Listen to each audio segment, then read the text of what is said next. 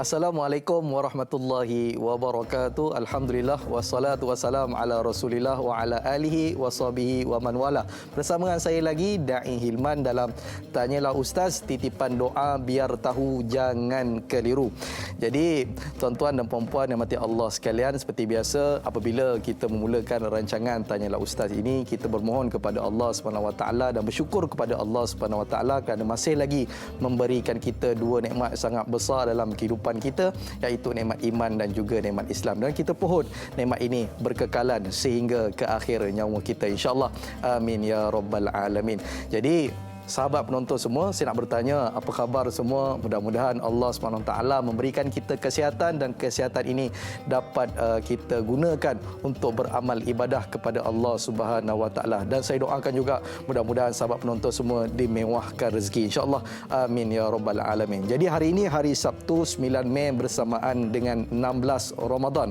Sedar tak sedar kita dah habis separuh orang kata apa half time untuk apa Ramadan ini. Jadi kita pohonkan kepada Allah Subhanahu Wa Taala berbaki lagi separuh hari daripada bulan Ramadan ini, separuh bulan pada bulan Ramadan ini, kita dapatkan Ramadan terbaik dan terbaik daripada Ramadan-Ramadan yang sebelumnya. Jadi insya-Allah kita masih lagi dalam tempoh PKPB, jadi teruskan patuhi perintah kawalan pergerakan bersyarat ini dan SOP yang ditetapkan agar rantaian penularan COVID-19 ini dapat kita putuskan dengan mengelakkan sebarang perhimpunan, iaitu aktiviti sosial, aktiviti sukan dan juga majlis kenduri serta aktiviti keagamaan. Jadi seperti biasa, sebelum kita mulakan dengan lebih lanjut Tanyalah Ustaz pada pagi ini, sama-sama kita dengarkan bacaan doa oleh Al-Fadhil Ustaz Fakrul Radhi.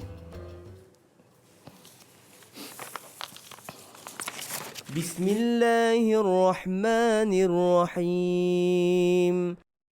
اللهم اجعل لي فيه نصيبا من رحمتك الواسعة واهدني فيه لبراهينك الساطعة وخذ بناصيتي إلى مرضاتك الجامعة بمحبتك يا أمل المشتاقين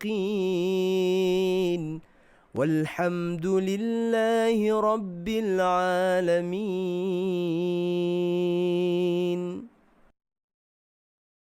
Kepadaku sebahagian daripada keluasan rahmat-Mu. Berilah aku petunjuk kepada ajaran-Mu yang sempurna dengan kecintaan-Mu, wahai harapan orang yang merindukan. Amin ya rabbal alamin. Sahabat penonton, Islam agama yang indah kerana diciptakan oleh kuasa yang tiada tolok bandingnya. Apabila Allah SWT menciptakan setiap manusia, Allah lebih tahu, lebih faham dan lebih berkuasa menentukan apa yang terbaik bagi setiap ciptaannya. Jadi insya-Allah hari ini topik kita adalah cinta Allah hilang resah, yang akan kita bicarakan tajuk pada pagi ini bersama dengan Al-Fadhil Ustaz Fuad Mukhtar. Apa khabar Ustaz, sihat? Alhamdulillah. Sihat Ustaz. How are you? Alhamdulillah. Pagi-pagi lagi kita dah orang putih. Orang putih. Orang putih. Jadi insya-Allah Ustaz, kita pagi ini adalah cinta Allah hilang resah. Tapi sebelum itu saya nak ingatkan Ustaz dan juga sahabat penonton semua, kita bersiaran langsung di TV3 dan juga TV9. Cuma di TV3 kita akan berakhir pada pukul 8 dan setengah jam lagi kita akan bersambung di TV9. Seperti biasa, sekiranya ada soalan boleh terus hubungi kita di talian 03 77261603 ataupun boleh WhatsApp kami di talian 0111233480 ataupun terus ke Facebook kami Tanyalah Ustaz TV3. Seperti biasa di ruangan Facebook live, penonton boleh tekan butang kongsi untuk bersama-sama bagi manfaat kepada sahabat kita di media sosial. Jadi tanpa selengahkan masa, Ustaz. Ya saya. Hari ini tajuk kita sangat menarik, iaitu cintai Allah hilang resah. Cuma penonton tertanya-tanya, sebenarnya topik kita ni bicarakan mengenai apa? Sebagai mukadimah, boleh Ustaz ceritakan kepada saya dan kita semua, apakah topik ruang lingkup pembicaraan kita pada pagi ini? Silakan Ustaz. InsyaAllah. Allahumma salli ala Muhammad wa alihi wa sahbihi wa baraka wa sallam. La ilaha illallah Muhammadur Rasulullah fi kulli lamhatin wa nafasin adada ma wasi'ahu ilmullah wa la hawla wa la quwata illa billahil aliyil azim. المحترم العالم علماء في البلاد المسلمين وكلكم مستمعون جدا. Assalamualaikum warahmatullahi wabarakatuh. Maka segala yang kita memberikan kemuliaan dan keberkahan yang kita pohon daripada Allah Subhanahu Wa Taala, yang kita hormati para alim ulama yang telah pun berjuang, yang telah pun memberikan masa, tenaga, kudrat mereka untuk berjuang di jalan agama Allah Subhanahu Wa Taala. Dan tak lupa juga kepada kedua orang tua kita yang telah banyak berkorban jasa memberikan kepada kita segala kekuatan, doa, titik peluh mereka dan air mata mereka, sehingga dengan itulah yang menjadikan kita pada hari ini berada di tempat yang kita berdiri, bahkan duduk serta baring. Oleh kerana itu, kita selalu berdoa kepada Allah Subhanahu Wa Taala, mudah-mudahan Allah berkati. Tak lupa juga sahabat saya Fadil Da'i Hilman yang kelihatannya seperti Iron Man. Saya mata masya-Allah tabarakallah, dan kepada semua para penonton yang dimuliakan oleh Allah Subhanahu Wa Taala. Mudah-mudahan Allah memberkati kita. Jadi Da'i Hilman, konteks kita pada awal ini iaitu cintai Allah, hilanglah resah, adalah merupakan satu topik yang sangat besar pada hari ini. Sebab kalau kita tengok kepada statistik yang dikeluarkan oleh Kementerian Pembangunan Wanita, jumlah pada hari ini orang yang resah, kecewa dan tertekan dalam musim ini terlalu banyak. Tak dapat kita nafikan. Terlalu banyak. Sebab itu talian yang disediakan, kita panggil sebagai talian Nur. Itu orang rumah ataupun isteri-isteri telefon kepada mereka untuk memberikan kekuatan dan bertanya kepada para kaunselor kita dalam keadaan yang sangat jelas permasalahan mereka. Jadi sebelum saya nak pergi dengan lebih lanjut, saya nak kita tengok surah Al-Baqarah pada ayat yang ke-155 sehingga ke-157. Kata Allah Subhanahu Wa Taala, A'udzu billahi minasyaitonir rajim. وَلَنَبْلُوَنَّكُمْ بِشَيْءٍ مِّنَ الْخَوْفِ وَالْجُوعِ وَنَقْصٍ مِّنَ الْأَمْوَالِ وَالْأَنفُسِ وَالثَّمَرَاتِ وَبَشِّرِ الصَّابِرِينَ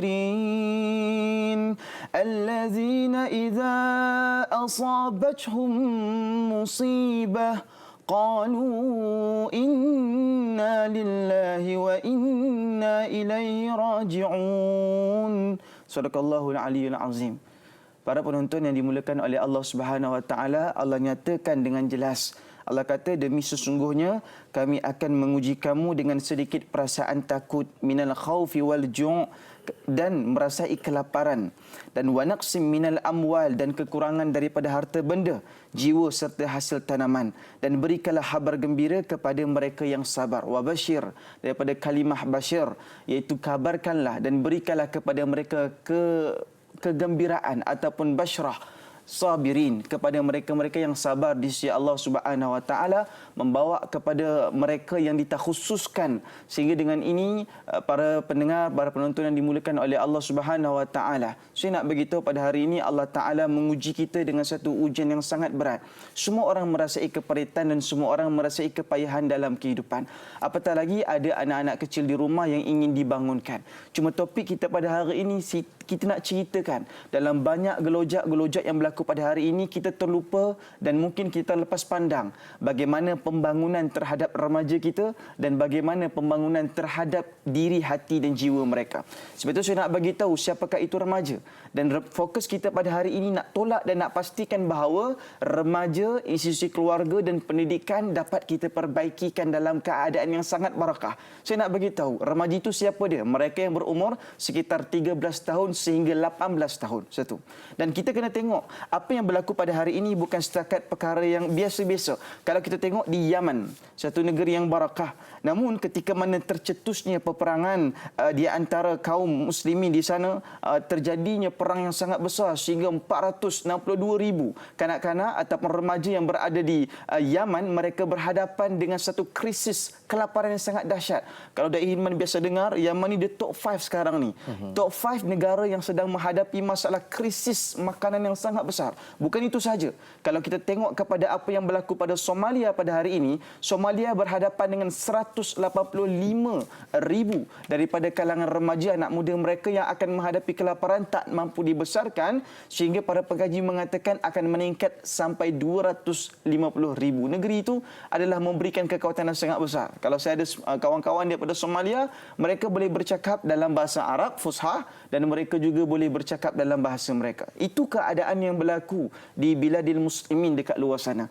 Tetapi apa yang berlaku pada hari ini sangat memberatkan kita. Kalau kita tengok keadaan yang berlaku di kalangan adik-adik saya, kawan-kawan kita semua, apa yang berlaku melalui tinjauan kebangsaan kesihatan morbidity yang dilaksanakan pada tahun 2017.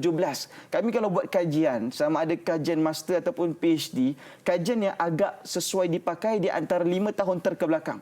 Jadi statistik yang kita bawa ni adalah tahun 2017, memandangkan untuk tahun 2020 ini kita dapat tengok lagi keperatusan apa yang berlaku.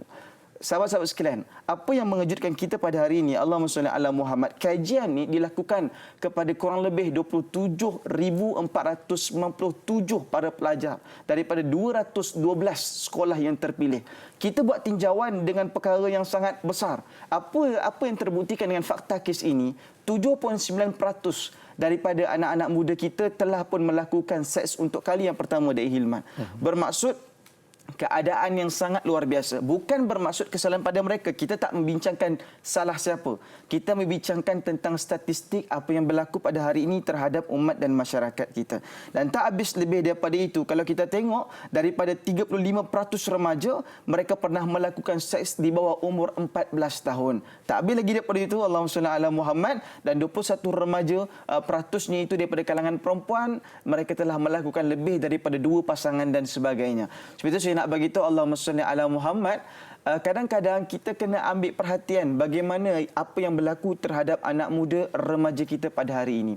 Dan kerana apa? Kerana mereka ini adalah permata dan mereka ini adalah masa depan terhadap negara kita, terhadap agama kita dan terhadap apa yang kita nak bawa sehingga ke hari ini. Saya nak beritahu, Allahumma salli ala Muhammad, remaja ini ketika mana mereka masuk di antara umur 1 sehingga ke 12 tahun, ibu dan ayah ada 65% pengaruh pada ketika itu untuk anak muda, dan pengaruh luar 35%, lain-lain daripada itu hanya 10% kurang lebih begitu.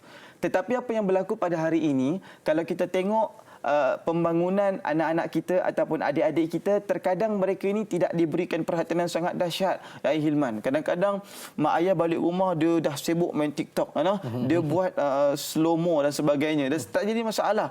Sibuk main aktiviti, okey kalau kita setakat nak menghiburkan antara satu sama lain. Tetapi kalau sehingga kita mengabaikan, sehingga kita tertinggalkan mereka, sehingga menyebabkan anak-anak terkontang-kanting, tidak ada attention ataupun perhatian, ini akan menjadikan masalah yang sangat besar terhadap kehidupan kita. Dan apa yang kita nak buat? Pertama yang kita sebut, cintai Allah, hilanglah rasa, iaitu hubbullah, mencintai Allah Subhanahu Wa Taala. Apakah yang dimaksudkan dengan hubbullah? Sesuatu yang kita hendak cinta, kita kena kenal. Awwaluddin ma'rifatillah. Dan disebutkan mayuhibbu syai'an katsiran min zikrihi. Kalau betullah kita mencintai Allah Subhanahu Wa Taala, kita akan menyebabkan orang seringkali ingat dan akan menyebabkan kita seringkali dekat kepadanya. Dan apabila kita mendapatkan Allah Subhanahu Wa Taala dalam hati dan jiwa kita, maka pada ketika itu hilanglah haluan, iaitu resah ataupun kita rasa penat dengan dunia ini. Allah Subhanahu Wa Taala akan berikan kesembuhan terhadap kita. Dan ramai orang yang cuba mencari penawar selain daripada cinta Allah Subhanahu Wa Taala, kerana itu mereka tidak akan jumpa kebahagiaan. Dan hanyalah cinta Allah Subhanahu Wa Taala itu apabila memayungi setiap insan, mereka akan merasakan hidup mereka kuat, walaupun mereka ditiup, walaupun mereka digadaikan, walaupun mereka ini diuji dengan pelbagai ancaman dunia, tetapi apabila mereka ada Allah, hidup mereka tenang, mereka tak rasa goyah, dan mereka yakin dengan Allah itulah yang perlu dipasakkan kepada anak muda kita dari Hilman. InsyaAllah. Mana kata kita faham topik perbincangan kita pada pagi ini adalah mengenai remaja dan juga ibu bapa, insyaAllah. Jadi Ustaz, kita nak baca satu soalan daripada Facebook, daripada AJ Diana. Assalamualaikum Ustaz Fuad, Da'i Hilman dan semua kru penerbitan serta penonton Tanya Ustaz TV3. Alhamdulillah. Soalan pertama saya, apakah antara amalan Rasulullah sallallahu alaihi wasallam sebagai tanda betapa baginda cinta kepada Allah Subhanahu Wa Taala? Dari manakah datangnya perasaan resah tatkala diuji hingga terkesan akal dan fikiran malah memberi tekanan kepada seseorang itu? Jazakallahu khairan katsira. Soalan yang bagus, Ustaz Fuad. Pagi ini sahabat kita bertanyakan mengenai bagaimana kecintaan baginda Nabi Muhammad SAW kepada Allah Subhanahu Wa Taala. Silakan. Baik, Allahumma salli ala Muhammad. Apa yang Da'i Hilman sambungkan di situ perkara yang sangat penting. Dua persoalan besar. Daripada mana asalnya kegelisahan, keresahan, dan yang kedua bagaimana Nabi ni dia overcome keadaan tersebut. Benda ni ada disebut dalam surah Ma'arij pada ayat yang ke-19. Allah sebut dengan jelas, a'udzubillahi minasyaitonirrajim, innal insana khuliqa halu'a. Allah Ta'ala sebut, sesungguhnya manusia itu dijadikan bertabiat resah dan gelisah. Dalam hadis sahih, disebutkan kepada kita tidak dinamakan hati kecuali ianya berbolak-balik. Apa yang Nabi buat sehingga Nabi merasai ketenangan? Yang pertama, kalau kita tengok dalam sunnah Nabi, ada banyak doa yang Nabi selalu amalkan. Tetapi kata guru saya, Ustaz Hanafiah Malik, saat saya bersama dengannya, disebut Allahumma salli ala Muhammad yang banyak Nabi amalkan adalah doa, ya muqallibal qulub, sabbit qalbi ala dinik wa ala ta'atik. Dia doa pada Allah, ya muqallibal qulub. Itulah doa yang paling selalu Nabi doa. Wahai Tuhan yang maha membolak-balikkan hati, wahai Allah. Dan Hilman, kadang-kadang kita tanya kenapa Nabi doa begini. Kita jangan terlupa Nabi Yunus pernah rasa putus asa. Ketika mana dia daripada umatnya dan dia pergi ke pantai pada ketika itu, mulalah kisah tentang kapal yang dibawanya. Jadi saya tak percaya untuk habiskan kisah tersebut. Oleh kerana itu, ada keadaan para anbiya yang dia rasa kecewa kerana mereka bukannya satu manusia yang tidak ada jiwa. Nabi Muhammad pun ada rasa sedih. Sebab itu Nabi ada Amul Hazan, tahun kesedihan. Nabi ada tahun kesedihan. Dan kalau orang kata Nabi tak ada perasaan, mustahil. Itu Nabi Ustaz tak ada perasaan. Tidak. Nabi ada Amul Hazan. Nabi Yunus alaihissalam ada rasa sedih sehingga dia membawa dirinya ke atas kapal. Nabi Nuh alaihissalam ada rasa sedih saat memandangkan, saat dia memikirkan anaknya, isterinya yang tak mau ikut serta ke atas kapal. Tetapi para penonton yang dimulakan oleh Allah Subhanahu Wa Taala, pertama sekali dalam tubuh badan manusia Allah Subhanahu Wa Taala meletakkan tabiat Al-Ma'arij ayat ke-19, iaitu kekuatan ataupun resah dan gelisah dalam hati dan jiwa kita. Apa yang Nabi buat dan Hilman? Nabi SAW itu bersuluk. Setelah mana Nabi amalkan ya muqallibal qulub sabbit qalbi ala dinik wa ala ta'atik, Nabi bersuluk. Di manakah Nabi bersuluk? Nabi bersuluk di Gua Hira. Nabi bersuluk di Gua Hira. Ada orang kata, Ustaz, boleh tak kalau saya nak bersuluk? Bersuluk ni apa dia? Kita pergi ke satu tempat negeri-negeri tersebut dan kita membiarkan saja. Kalau tuan-tuan guru, para alim ulama saya di Negeri Sembilan, saya menjadi tuan guru, kita ada ini satu pilihan masing-masing. Jadi kat Malaysia ni tak banyak gua, Da'i Hilman. Yang ada apa gua yang ada Hilman? Gua Nuang dan sebagainya, mungkin Gunung Nuang dan sebagainya tak banyak. Tetapi Allahumma salli ala Muhammad, apa yang tuan-tuan kita buat, mereka akan gali sedikit daripada kuburan bahagian tanah mereka sendiri dijadikan seperti kuburan. Apa yang mereka buat pada malam hari di saat 2/3 akhir malam, mereka beribadah di tempat sunyi tersebut. Orang-orang tak ada pada ketika itu. Allahumma salli ala Muhammad.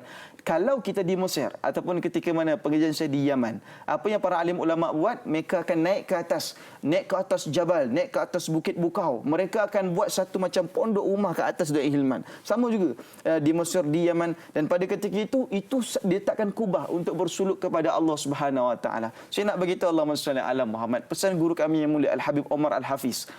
Ketika mana kita ni nak cari kekuatan dalam usaha dakwah, ketika mana kita nak mencari keberkahan dalam kehidupan kita, ada masa kita kena charge hubungan dengan Allah Subhanahu Wa Taala. Kalau tidak, apa yang berlaku? Hati kita kosong, jiwa kita kosong. Dan pada ketika itu kita bercakap soal cinta, namun tak hadir perasaan cinta tersebut. Kerana itulah Allahumma salli ala Muhammad, resah itu datang daripada tabiat manusia. Adapun Allahumma salli ala Muhammad, Nabi meletakkan masa dalam keadaan kepada Allah Subhanahu Wa Taala cukup luar biasa. Almarhum Ustaz Ismail Qamus, dia ni satu orang yang saya selalu tengok video dia selalu ingatkan kita tentang tahajud, orang yang bangun malam. Dan apa yang dia kata, kadang-kadang kita sibuk dan Hilman kan, kita ke sini, ke B, kita buat program, tetapi dia kata kalau kamu tiada masa untuk komunikasi dengan Allah, kamu buatkan masa. Kamu carikan masa, kamu jadikan masa. Sebab itu adalah merupakan pilihan kita kepada Allah Subhanahu Wa Taala. Itu ruangnya. Kalau kita cinta dia, bagi masa dekat dia. Makna kata itu satu peringatan yang baik untuk kita semua. Iaitu kalau kita cinta Allah SWT, cari masa dan beri masa kepada Allah Subhanahu Wa Taala, kepada diri kita sendiri sebenarnya. Jadi saudara dan juga Ustaz, kita nak berehat seketika insya-Allah. Sudahkah kita hadiahkan Al-Fatihah kepada kedua ibu bapa kita? Jika belum, kita hadiahkan sekarang. Jadi biasakan diri dengan norma baru dakwah, biar tanyalah Ustaz sampaikan. Kita berehat seketika, kembali lagi selepas ini.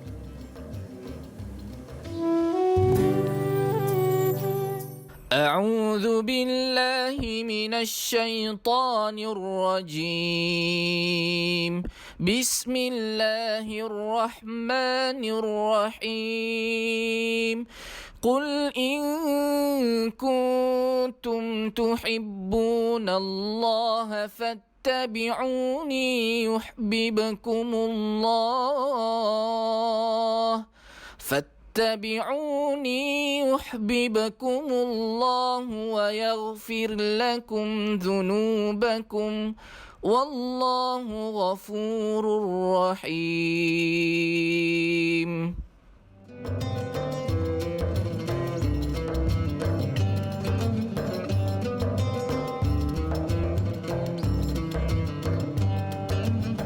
Alhamdulillah, kembali kita lagi dalam majlis ilmu. Tanyalah Ustaz, titipan doa biar tahu jangan keliru.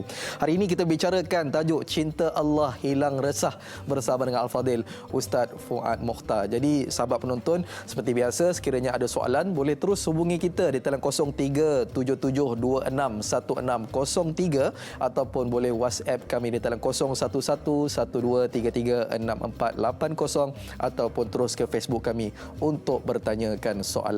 Jadi seperti biasa sahabat penonton, kita nak mengetahui apakah status terkini statistik COVID-19 ini. Jadi sama-sama kita lihat paparan skrin sekarang. Jadi kes baharu setakat 8 Mei kita ada 68 kes dan 4 kes import, kes sembuh 88 orang dan juga kematian alhamdulillah tidak ada mencatatkan kematian semalam. Jadi insya-Allah kita berdoa kepada Allah Subhanahu Wa Taala agar wabak ini diangkat segera dan juga diberikan kesembuhan buat sahabat-sahabat kita, saudara kita yang terkena dengan wabak COVID-19 ini insya-Allah. Jadi Ustaz, kita nak bicarakan lagi mengenai tajuk kita iaitu Cinta Allah Hilang Resah. Tadi sebagai mukadimah Ustaz dah cerita sedikit sebanyak apakah topik perbincangan kita dan juga sedikit nasihat. Kita nak baca satu soalan daripada Facebook daripada Johari Hasnah. Assalamualaikum Ustaz dan Da'i. Waalaikumsalam warahmatullahi. Serta kru-kru yang dirahmati Allah Subhanahu Wa Taala. Amin ya rabbal alamin. Ustaz, apakah ciri-ciri dan tanda-tanda seseorang itu ikhlas dalam mencari cinta Allah? Bagaimanakah sebagai ibu bapa ingin mendidik hati anak-anak agar mencintai Allah ketika menghadapi ujian, keresahan dan kebimbangan dalam jiwa agar mendapat ketenangan dalam mencintai Allah? Mohon pencerahan Ustaz. Terima kasih Ustaz Fuad dan Da'i Hilman. Dua soalan kat sini Ustaz. Yang pertama, bagaimana kita nak ikhlas dalam mencintai Allah Subhanahu Wa Taala? Yang kedua, bagaimana kita nak mencampakkan rasa cinta dalam hati anak-anak kita untuk rasa cinta kepada Allah Subhanahu Wa Taala? Silakan. Baik, Allahumma salli ala Muhammad wa alihi wasahbihi wa baraka wasallam. Para penonton yang dimuliakan oleh Allah Subhanahu Wa Taala, adapun para alim ulama di saat menceritakan tentang apakah alamat-alamat kepada perkara ikhlas, maka para alim ulama terus membuka satu lembaran daripada surah dalam Al-Quran iaitu surah Al-Ikhlas. Bismillahirrahmanirrahim. Qul huwallahu ahad, Allahus samad, lam yalid wa lam yulad wa lam yakul lahu kufuwan ahad. Satu surah yang sangat pendek dari Hilman, tetapi ia termasuk daripada surah yang kalau kita baca waktu malam dengan tiga kul tadi ini seperti mengkhatamkan 30 juzuk Al-Quran dalam hadis yang sahih. Bagaimana kekuatan ini berada dalam surah Al-Ikhlas? Allahumma salli ala Muhammad. Pada hakikatnya untuk kita nak bawa orang untuk sampai kepada Allah Subhanahu Wa Taala, kita kena bawa seseorang itu ataupun anak tersebut selalu bercakap tentang Allah Subhanahu Wa Taala. Qul huwallahu ahad. Katakanlah bahawa Allah Subhanahu Wa Taala itu yang esa ataupun yang dalam bahasa kitab turas ataupun kita sebut sebagai yang tunggal, itu lebih tepat. Dan ketika itu Allahumma salli ala Muhammad membawa mereka untuk mengenal Allah akan menjadikan anak-anak ini lebih akrab. Ustaz, saya bukan orang alim, saya bukan penceramah, macam mana nak bawa mereka untuk kenal Allah? Maka bawa ini orang berjumpa dengan para alim ulama, orang-orang saleh, dan sehingga mana kita membawa mereka kepada para alim ulama, pada ketika itulah mereka akan sayang dan mereka akan membawa kepadanya cinta yang sangat hebat. Sehingga dengan itu kita kena bawa anak-anak ini dalam keadaan para remaja ini supaya mereka meninggalkan sebahagian daripada kecintaan yang sangat hebat kepada dunia.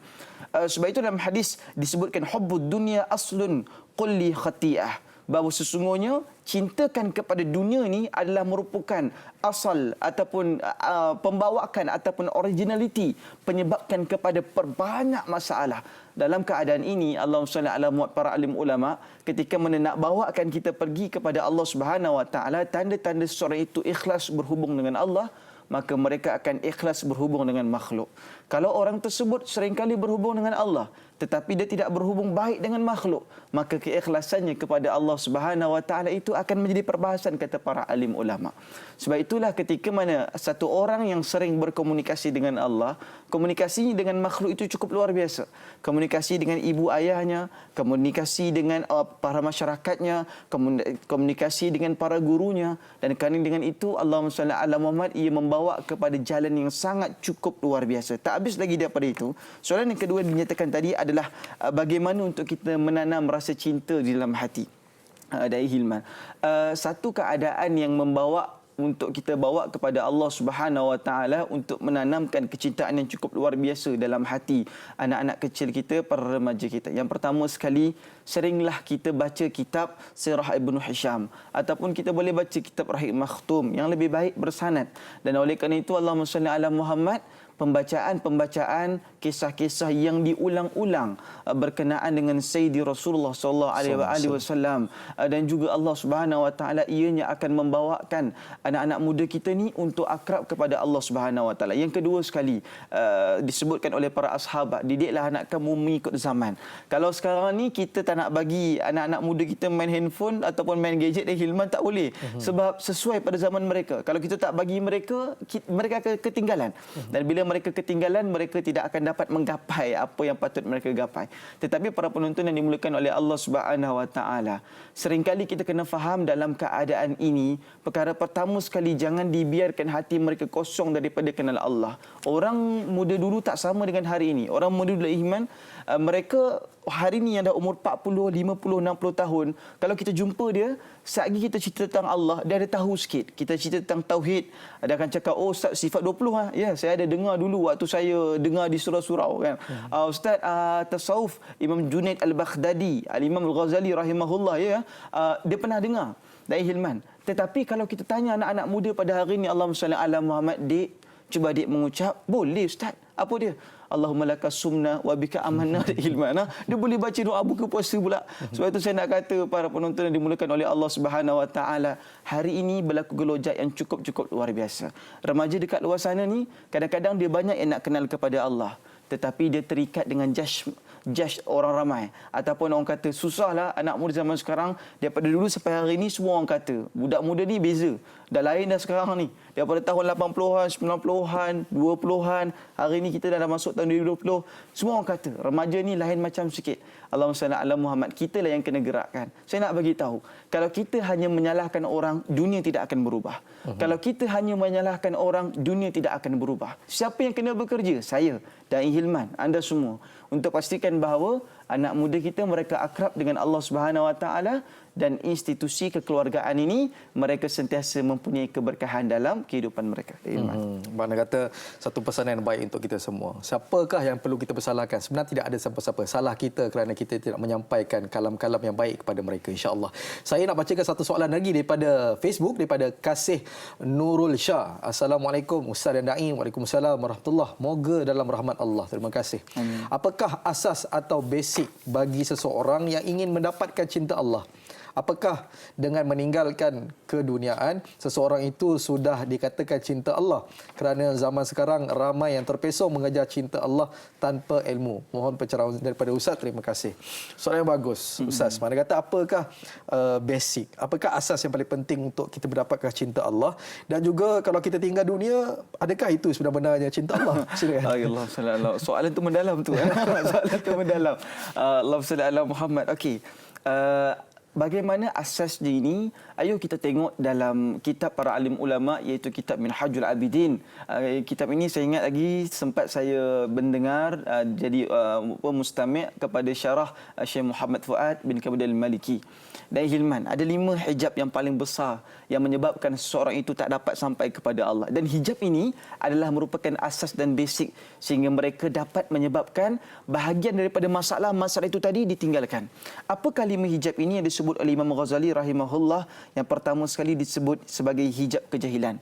Talabul ilmi faridatan 'alal kulli muslimin. Menuntut ilmu itu kama qala adalah merupakan satu kewajipan kepada keseluruhan kaum muslimin. Hijab kejahilan ni sangat besar. An-nur al-ilmun nur wa jahiluz zalam. Ilmu itu adalah merupakan cahaya dan kegelapan itu adalah sebahagian daripada kejahilan.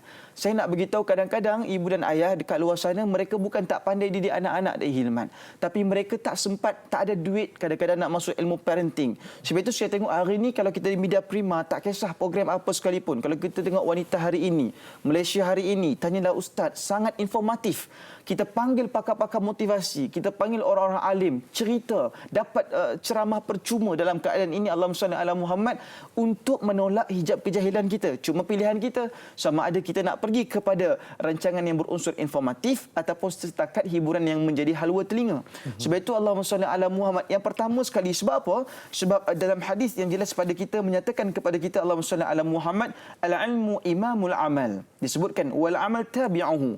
Ilmu ini adalah merupakan imam kepada segala amal perbuatan kita, dan wal amal tabi'uhu. Amal itu akan mengikuti kita dalam keadaan tersebut. Yang kedua, para penonton dimulakan oleh Allah, adalah disebut sebagai hijab dosa kita kepada Allah Subhanahu Wa Taala, kan? Dosa waktu muda. Sebab itu Syekh Zainul Asri dia selalu pesan, dia kata berhati-hatilah kamu saat muda kamu, sebab dosa waktu muda ini dia akan memberi kesan terhadap anak-anak kita. Ustaz, macam mana nak selesaikan dosa waktu muda? Pertama sekali, dalam rujukan lain kitab Minhajul Abidin, kita boleh melakukan mandi sunat taubat dari Hilman. Niatnya macam mana? Macam biasa saja. Mandi sunat Jumaat sama je. Niat dia lebih kurang saja, aku mandi sunat taubat kerana Allah Subhanahu Wa Taala. Mandi ini kita niatkan sebelum solat sunat taubat. Lepas daripada itu, Allahumma salli ala Muhammad, dibangkitkan solat sunat taubat dan mohon taubat kepada Allah Subhanahu Wa Taala. Mandi seperti mana mandian mandi wajib, bermaksud ratakan air. Saat basuh muka, ya Allah, ni dosa daripada wajah aku ya Allah. Ya Allah, ni dosa daripada tangan aku ya Allah. Dosa daripada kepala aku ya Allah, sehingga selesai. Allahumma salli ala Muhammad. Hijab yang ketiga, para penonton dimulakan oleh Allah Subhanahu Wa Taala, itulah yang disebut sebagai hijab syaitan. Syaitan ini dimaksudkan dengan kejahatan. Apa yang syaitan buat, Hilman? Dia datangkan kepada kita keraguan, waswas, dan min syarril waswasil khannas. Was-was ini adalah perkara yang sangat besar. Siapa yang datangkan itu? Lintasan yang dibawa oleh iblis, yang dibawa oleh syaitan. Dan banyak lintasan ini, sangat berhati-hati para alim ulama dalam keadaan tersebut. Dan disebutkan yang keempat adalah hijab basyariyah. Apakah itu maksud hijab basyariyah? Iaitu tabiat semula jadi. Apa dia contoh? Kuat tidur, contoh. Kuat makan. Musim PKP ni berat badan naik dari Hilman. Bertambah-tambah. Allahumma salli ala Muhammad. Kata nak diet, tak jadi diet. Allahumma salli ala Muhammad. Dan keadaan tersebut bergerak dalam keadaan yang sangat besar. Bahkan disebut berkelamin dan hawa nafsu kita. Dan tak habis lagi daripada itu, disebutkan sebagai hijab ghaflah. Apakah itu ghaflah? Kelalaian di sisi Allah Subhanahu Wa Taala. Jadi 5 hijab ini mohon dibuang dulu. Apakah 5 hijab itu? Asas kepada cinta akan datang setelah 5 hijab ini terbuang. Pertama sekali, hijab kejahilan. Yang kedua, hijab dosa.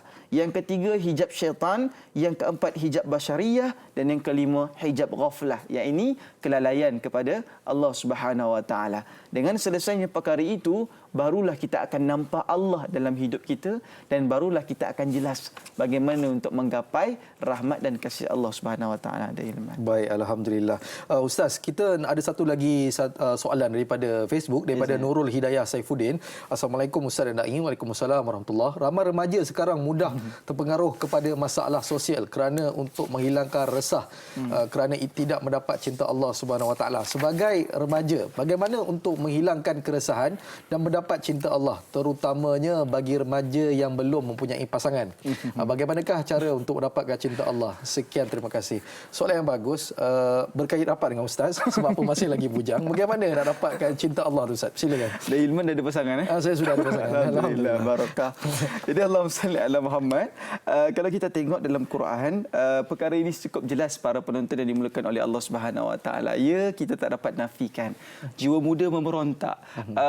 Apa perasaan cinta ataupun terletak padanya. Orang tersebut crush. Nah, ustaz tak faham. Ustaz mana ada rasa cinta? Suka hati dia je kan. Jadi Allahumma salli ala Muhammad. Saya nak bagi tahu kepada adik-adik sekalian, para remaja sekalian. Ya, sebagai seorang remaja, dia ada nak rasa sayang. Antara sebab kenapa remaja nak rasa sayang, pertama adalah kerana ayah belum cukup mampu jadi boyfriend kepada anak perempuan dia. Kadang-kadang ayah cakap kasar dengan anaknya. Ayah cakap, oi, kau pergi buat ni.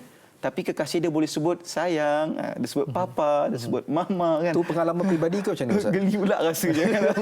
Allah Muhammad. Tetapi dalam keadaan tersebut, bila orang lelaki ni sebut macam tu Da'i Hilman, kita akan, orang perempuan ni dia suka attention dan dia kata, bapa aku pun tak boleh layan aku dengan baik. Dapat keadaan tersebut.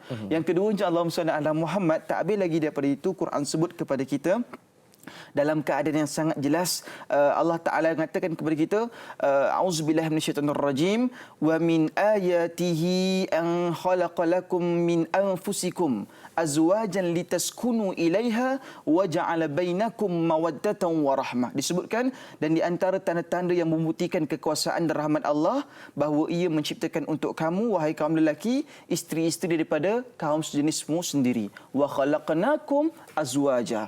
Dan Allah Ta'ala juga menciptakan kita semua berpasang-pasangan. Saya nak bagi tahu adik-adik sekalian, jangan buat cinta monyet Da'i Hilman. Sebab itu untuk monyet. Kita manusia. Dan kita bawa keadaan tersebut dalam perkara yang sangat jelas. Ustaz, tapi saya nak perkara tersebut. Okey. Dalam ilmu NLP, biasa kita belajar, kita kena ada sebab. Big why kita. Kenapa kita nak untuk kita ada perhatian tersebut? Kalau kita dapat mesej daripada seorang perempuan, aku tak rasa perempuan ni penting untuk aku mesej. Dah, cukup blok dia. Dan blok ini kenapa? Sebab kita nak jaga iman. Bukan sebab kita sombong. Tapi sebab kita kata, kalau aku tak jaga siqah, kalau aku tak jaga ikhtilat, maka masalah ini akan jadi besar kepada aku. Kenapa Allahumma salli ala Muhammad? Ramai lelaki teruji dengan perempuan, teruji dengan wanita, teruji dengan takhta, teruji dengan permata. Kalaupun dia boleh lepas banyak ujian, dia terlepas ujian kekayaan. Allahumma salli ala Muhammad. Ni Datuk Seri Ustaz Suhaimi selalu pesan. Dia kata, Fuad, kadang-kadang kita boleh terlepas ujian kekayaan. Kita boleh terlepas ujian darjat. Tapi kita mungkin tak boleh terlepas ujian daripada perempuan. Hati-hati, intabih. Dan kerana itu Allahumma salli ala Muhammad, adik-adik sekalian. Perkara pertama sekali, cari sebab kenapa kita perlu untuk ada dengan dia. Perkara yang kedua, Allahumma salli ala Muhammad, kita nak perhatian kerana hati kita kosong. Tak ada orang yang dapat kita cintai dengan sepenuh hati kita. Apa yang kita perlu buat? Allahumma salli ala Muhammad, cari dulu cinta Allah SWT. Buat kerja untuk mak dengan ayah. Ini tidak ada Hilman. Bercinta kemen semangat. Pinggan tak basuh. Pinggan tak basuh. Tak bantu mak ayah. Allahumma salli ala Muhammad, bercinta siang malam pagi petang. Mesej dengan girlfriend dia. Sebab itu Allahumma salli ala Muhammad, sampai satu tahap adik-adik sekalian, tak salah untuk menyayangi dan mencintai. Sebagai riwayat sebut, Sayyidina Ali ni, bila dia tahu Rasulullah ada anak namanya Fatimah kan, radhiyallahu anha, dan pada ketika itu Fatimah radhiyallahu anha ni dia keadaan yang sangat bagus. Anak Rasulullah, Sayyidina Ali ni ada simpan rasa cinta. Aku rasa okey lah kan. Tetapi Allahumma salli ala Muhammad, dia simpan. Dan saya nak sebut para jumblu fisabilillah ini, mereka ataupun bujang fisabilillah ini tak menjadi masalah. Yang paling penting, kita kekal hawa nafsu kita dan menjaga kemaluan kita daripada fitnah dan azab Allah Ta'ala, insyaAllah. Mana kata tak salah kalau kita nak ada rasa cinta dan sebagainya. Cuma mesti dia punya peraturan dia. Jadi insya-Allah Ustaz, kita nak berehat seketika. Boleh insya-Allah, sebab nampak dah tak tahan sangat bercakap. Bulan-bulan puasa ni Ustaz. Jadi insya-Allah saudara penonton, biasakan diri untuk menjalani kehidupan norma baru. Dakwah biar tanyalah Ustaz sampaikan. Insya-Allah biar tahu jangan keliru. Kembali lagi selepas ini.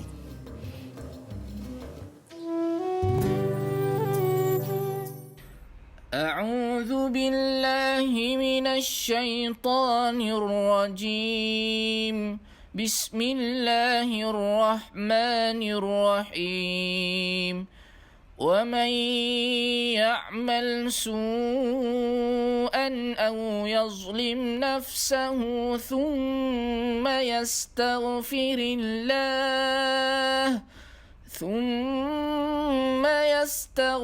الله يجد الله غفورا رحيما.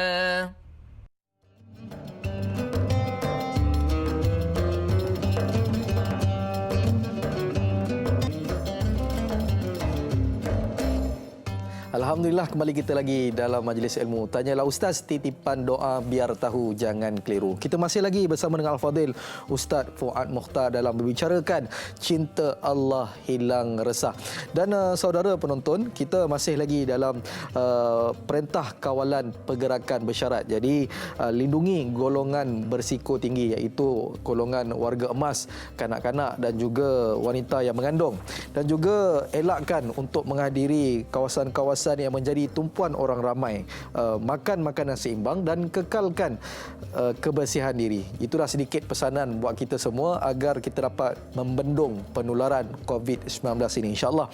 Jadi tanpa selengahkan masa, kita seperti biasa, saya nak ingatkan sahabat penonton, sekiranya ada soalan boleh terus hubungi kita di talian 0377261603 ataupun boleh WhatsApp kami di talian 011123364880 ataupun terus ke Facebook kami, Tanyalah Ustaz TV3. Jadi saya nak bacakan satu soalan daripada Facebook, daripada Razali Ali. Assalamualaikum Ustaz, da'i dan warga kerja Tanyalah Ustaz. Waalaikumsalam warahmatullahi wabarakatuh. Apakah dengan memaksa anak-anak di rumah supaya solat berjemaah dan bertadarus Al-Quran sebagai satu cara yang betul, dengan harapan lama-lama nanti dia akan datang dengan rasa cinta pada Allah untuk melaksanakan tanggungjawabnya? Mohon pandangan Ustaz. Terima kasih. Padang Serai, Kedah. Satu soalan yang bagus. Seorang ibu bapa yang ingin memaksa anak-anaknya untuk solat berjemaah, tarawih dan sebagainya. Adakah ini satu cara yang bagus, Ustaz? Silakan. Okey, Allahumma salli ala Muhammad wa alihi wasahbihi wa baraka wasallam. Kalau kita tengok kepada para alim ulama, ketika mana Al-Imam Syafi'i rahimahullah bertemu dengan gurunya, disebut, wahai guruku, kenapa engkau begitu kasar dengan anak muridmu? Maka apa kata gurunya? Sesungguhnya mereka ini jahil, dan kalau aku membiarkan mereka terus kejahilan, tidak aku angkat dan paut mereka dengan pautan yang keras dan kemas, maka mereka akan terhanyut keadaan tersebut. Pengajaran yang disebut sebagai hikmah bukan bermaksud dengan lembut sahaja, tidak sama sekali. Kalau kita kata hikmah itu bermaksud lembut, ada masanya Nabi dalam khutbahnya sangat tegas.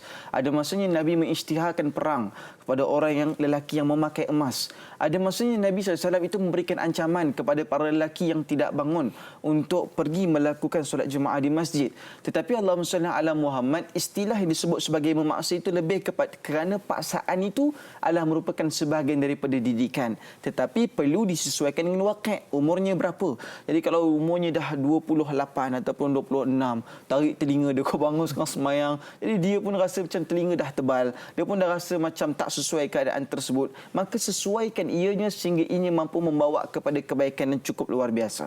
Tak habis lagi daripada itu, Allahumma salli ala Muhammad, Nabi SAW ajar kita dengan keadaan yang sangat jelas. Didiklah kamu dalam keadaan yang sangat barakah. Kenapa dia? 3 perkara yang Nabi SAW minta kita didik betul-betul ahli keluarga kita. Pertama sekali disebutkan kepada kita adalah hubbun Nabi. Cintakanlah anak-anak kamu kepada aku.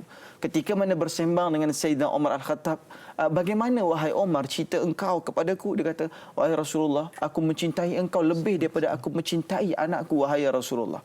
Nabi kadang-kadang sebut, bukan begitu segala-galanya.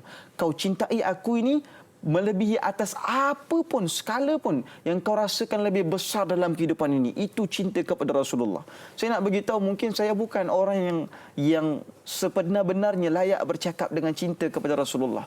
Tetapi Allahumma salli ala Muhammad, biar salawatan itu jadikan barakah sehingga turun air mata kita mengingati Sayyidina Muhammad SAW. Yang kedua, apa dia? Adalah mencintai Ahlul Bait, mencintai ahli-ahli keturunan Nabi SAW. Dan yang ketiga adalah qiraatul Quran. Ajarkan anak engkau ini baca Al-Quran, ataupun kita tengok perkataan tadarrus daripada kalimah darasa yadrusu. Ketika itu mencarikan kepada kita berkenaan dengan pengajaran pembelajaran.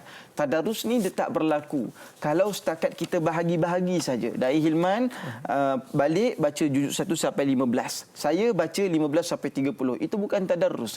Itu hanya tilawatul Quran. Tadarrus ni dia mesti ada rujukan. Dia mesti ada semak-semakan. Dan dalam mazhab Imam Syafi'iyah, maka sesungguhnya perkara itu diizinkan, disunatkan untuk kita melakukan tadarus. Ada sebahagian mazhab tidak mengizinkan, tetapi dalam mazhab Imam Syafi'iyah mengizinkan, dan ianya peroleh pahala jika berlaku semakan. Bukan setakat bahagi-bahagi dalam grup WhatsApp je. Jom kita tadarus Quran 1 2 3 4. Itu disebut sebagai jom kita tilawah Al-Quran, membaca bersama-sama. Maafi muskilah, wallahu a'lam. Baik. Itu satu saranan yang baik untuk kita semua sahabat penonton. Jadi makna kata dalam tempoh kita Ramadan ini, makna kata terbaiknya keluarga adalah bertadarus, Betul. bukannya bertilawah. Betul. Okey, baik. Kita nak bacakan satu soalan lagi daripada Facebook, daripada Laila Dila Rosa. Assalamualaikum Ustaz dan Da'i. Waalaikumsalam warahmatullahi. Semoga sentiasa dalam rahmat ilahi. Bagi orang-orang yang tidak waras atau mak cakap gila, apakah mereka juga akan mendapat cinta dari Allah? Adakah mereka juga ada merasa sedikit ketenangan atau bagaimana Ustaz? Mohon penjelasan Ustaz. Jazakallahu khair.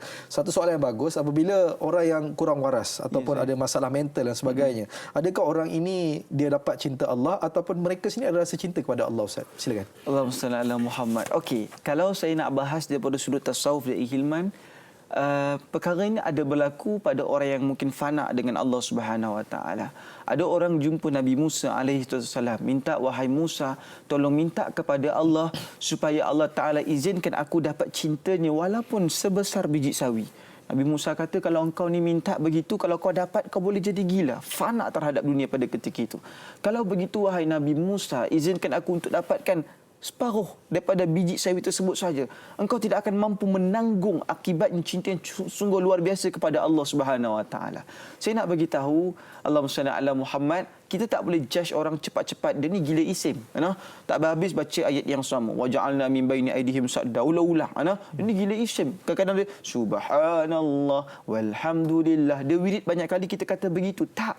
Saya nak kata Allahumma salli ala Muhammad. Gila ni ataupun kita sebut sebagai qillatul aqal ataupun kita sebut sebagai Allahumma salli ala Muhammad majnun.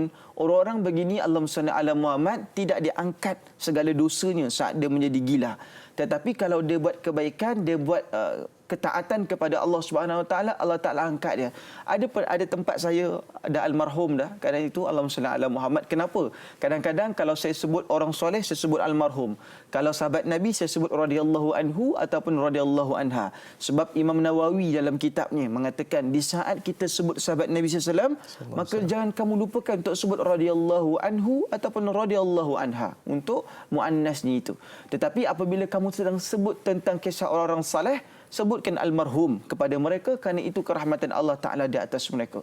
Maka waktu kami solat dan Hilman, tengah-tengah solat ada sahabat saya ni, maka dia ni memang tak waras, tapi dia tak pernah tinggal solat subuh berjemaah di surau saya. Dia kalau semayang Allahu Akbar, dia macam merotip, sekejap ke kanan, sekejap ke kiri, sekejap kanan, kadang-kadang dia pandang member sebelah sebelah. Dan tak habis lagi daripada itu, Allahumma salli ala Muhammad, bila dia rukuk saja, mohon maaf, seluarnya terlondeh.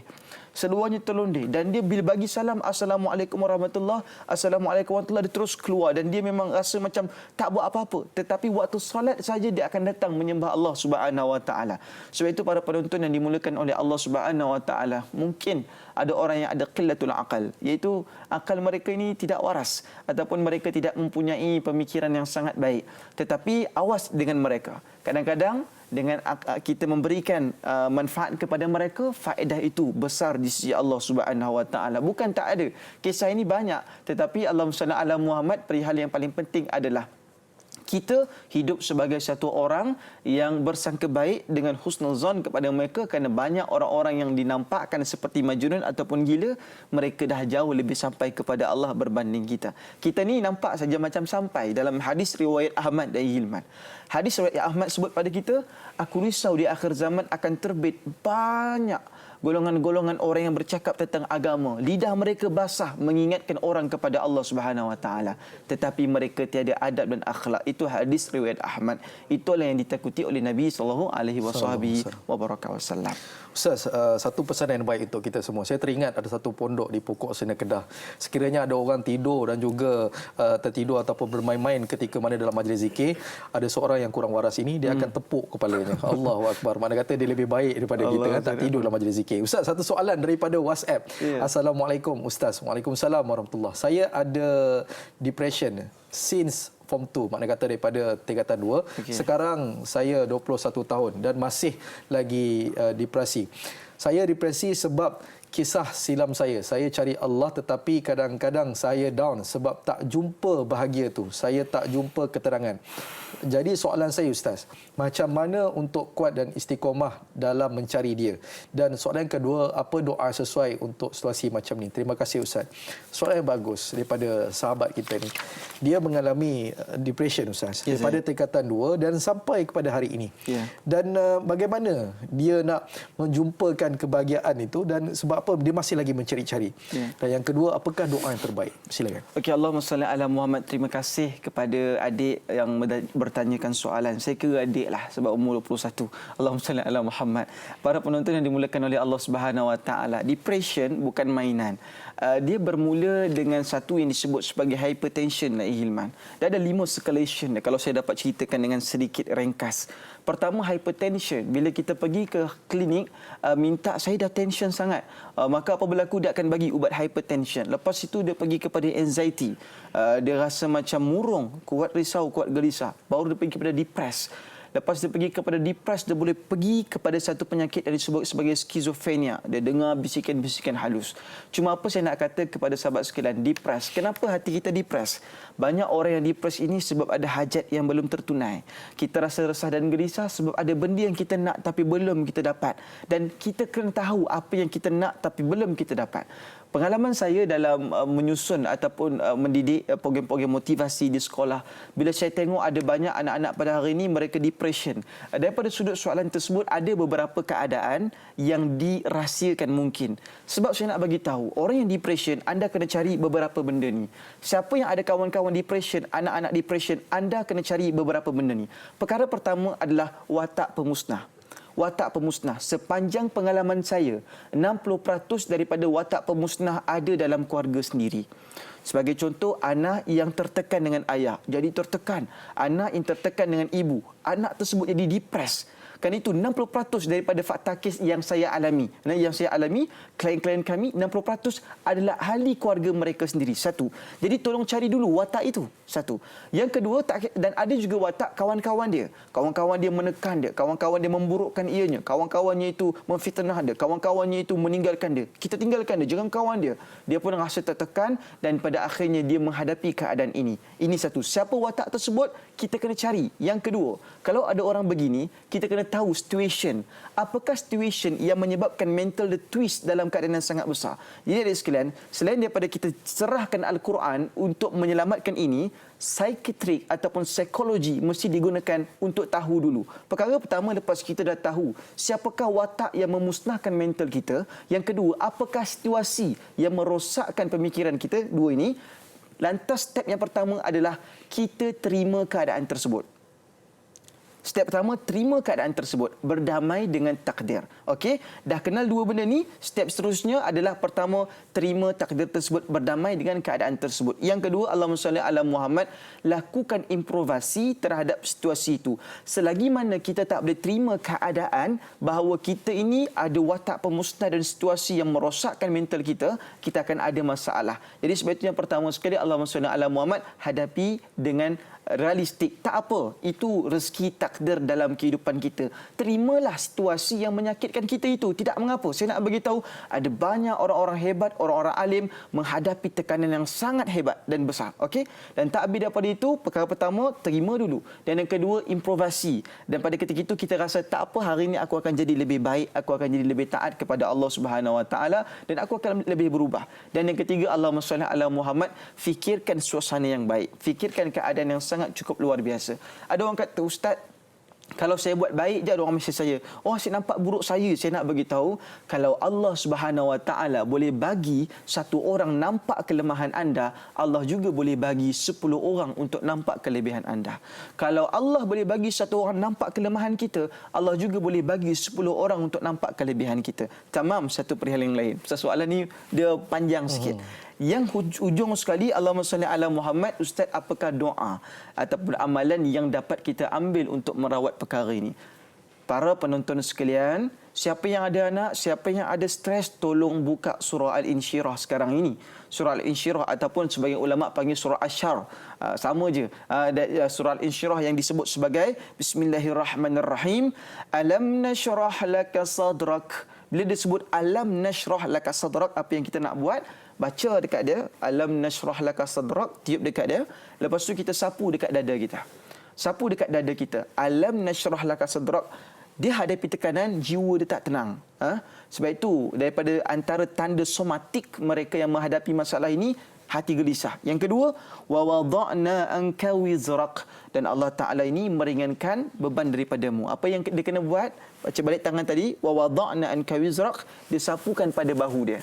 Okey, itu step yang kedua. Step yang ketiga, allazi anqadha zahrak. Dan maka pada ketika itu Allahumma salli ala Muhammad, allazi anqadha zahrak, ditiup pada sini dan diletakkan pada tulang belakang dia ataupun punggung dia. Ditepuk begini. Ditepuk begini dan disebutkan wa rafa'na laka dzikrak. Ditiupkan pada ketika itu dari hilman dan disapukan pada wajahnya. Ilmu ini saya ambil daripada guru saya secara bersanad. Dan kerana itu Allahumma salli ala Muhammad, amalkan untuk mereka ini. Dan lagi satu, Allahumma salli ala Muhammad, ketika mana kita rasa lemah semangat dan sakit, tekanan jiwa dan perasaan, genggam betul-betul tangan kita. Baca la ilaha illallah wahdahu la syarikalah, lahul mulku wa lahul hamdu, yuhyi wa yumit, wa huwa ala kulli syai'in qadir. Ustaz, saya lemah lagi, tepuk sikit bahu ataupun tepuk sikit daripada bahagian badan. Dalam ilmu NLP juga kita tepuk untuk memberi respon terhadap badan tersebut. Dan tak habis daripada itu, sebut lagi la ilaha illallah wahdahu la syarikalah, lahul mulku wa lahul hamdu, yuhyi wa yumit, wa huwa ala kulli syai'in qadir. Itu di antara amalan yang boleh kita buat, dan ianya tersusun oleh para alim ulama untuk kita keluar daripada masalah yang sangat besar. Dua tu, di antara psikologi dan juga agama. Sebab itu ada istilah psikologi terapi agama yang mampu memberikan kesembuhan kepada kita. Baik, mana kata lepas ni kalau kita nampak ada orang genggam kuat-kuat tu, jangan duduk depan dia pula. Takut kena sebat nanti. Betul, takut orang lain yang kena. Jadi insya-Allah Ustaz, kita nak berehat seketika insya-Allah, sahabat penonton. Biasakan diri untuk menjalani norma baharu. Dakwah biar tanyalah Ustaz sampaikan. Kita berehat seketika, biar tahu jangan keliru.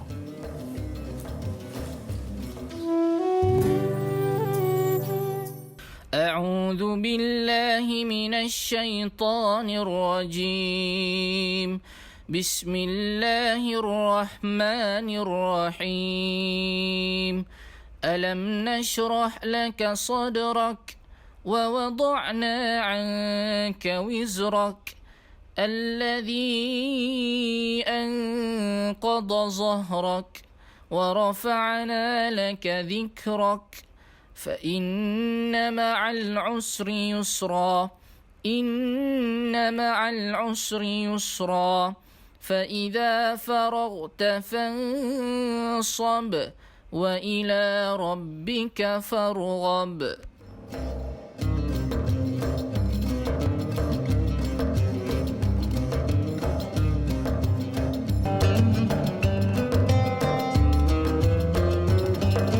Alhamdulillah, kembali kita lagi dalam majlis ilmu Tanyalah Ustaz, titipan doa biar tahu jangan keliru. Kita masih lagi dengan tajuk kita, Cintai Allah, Hilang Resah, bersama dengan Al-Fadhil Ustaz Fuad Mokhtar. Jadi sebentar tadi kita dah bicarakan sedikit sebanyak dan juga tips-tips bagaimana kita nak menghilangkan rasa resah, depresi dan sebagainya. Jadi insya-Allah mudah-mudahan bagi manfaat kepada kita semua. Tanpa saya lengahkan masa, saya nak baca satu soalan lagi daripada Facebook, daripada Bangah Sazani. Assalamualaikum Ustaz dan Da'i. Waalaikumsalam warahmatullahi.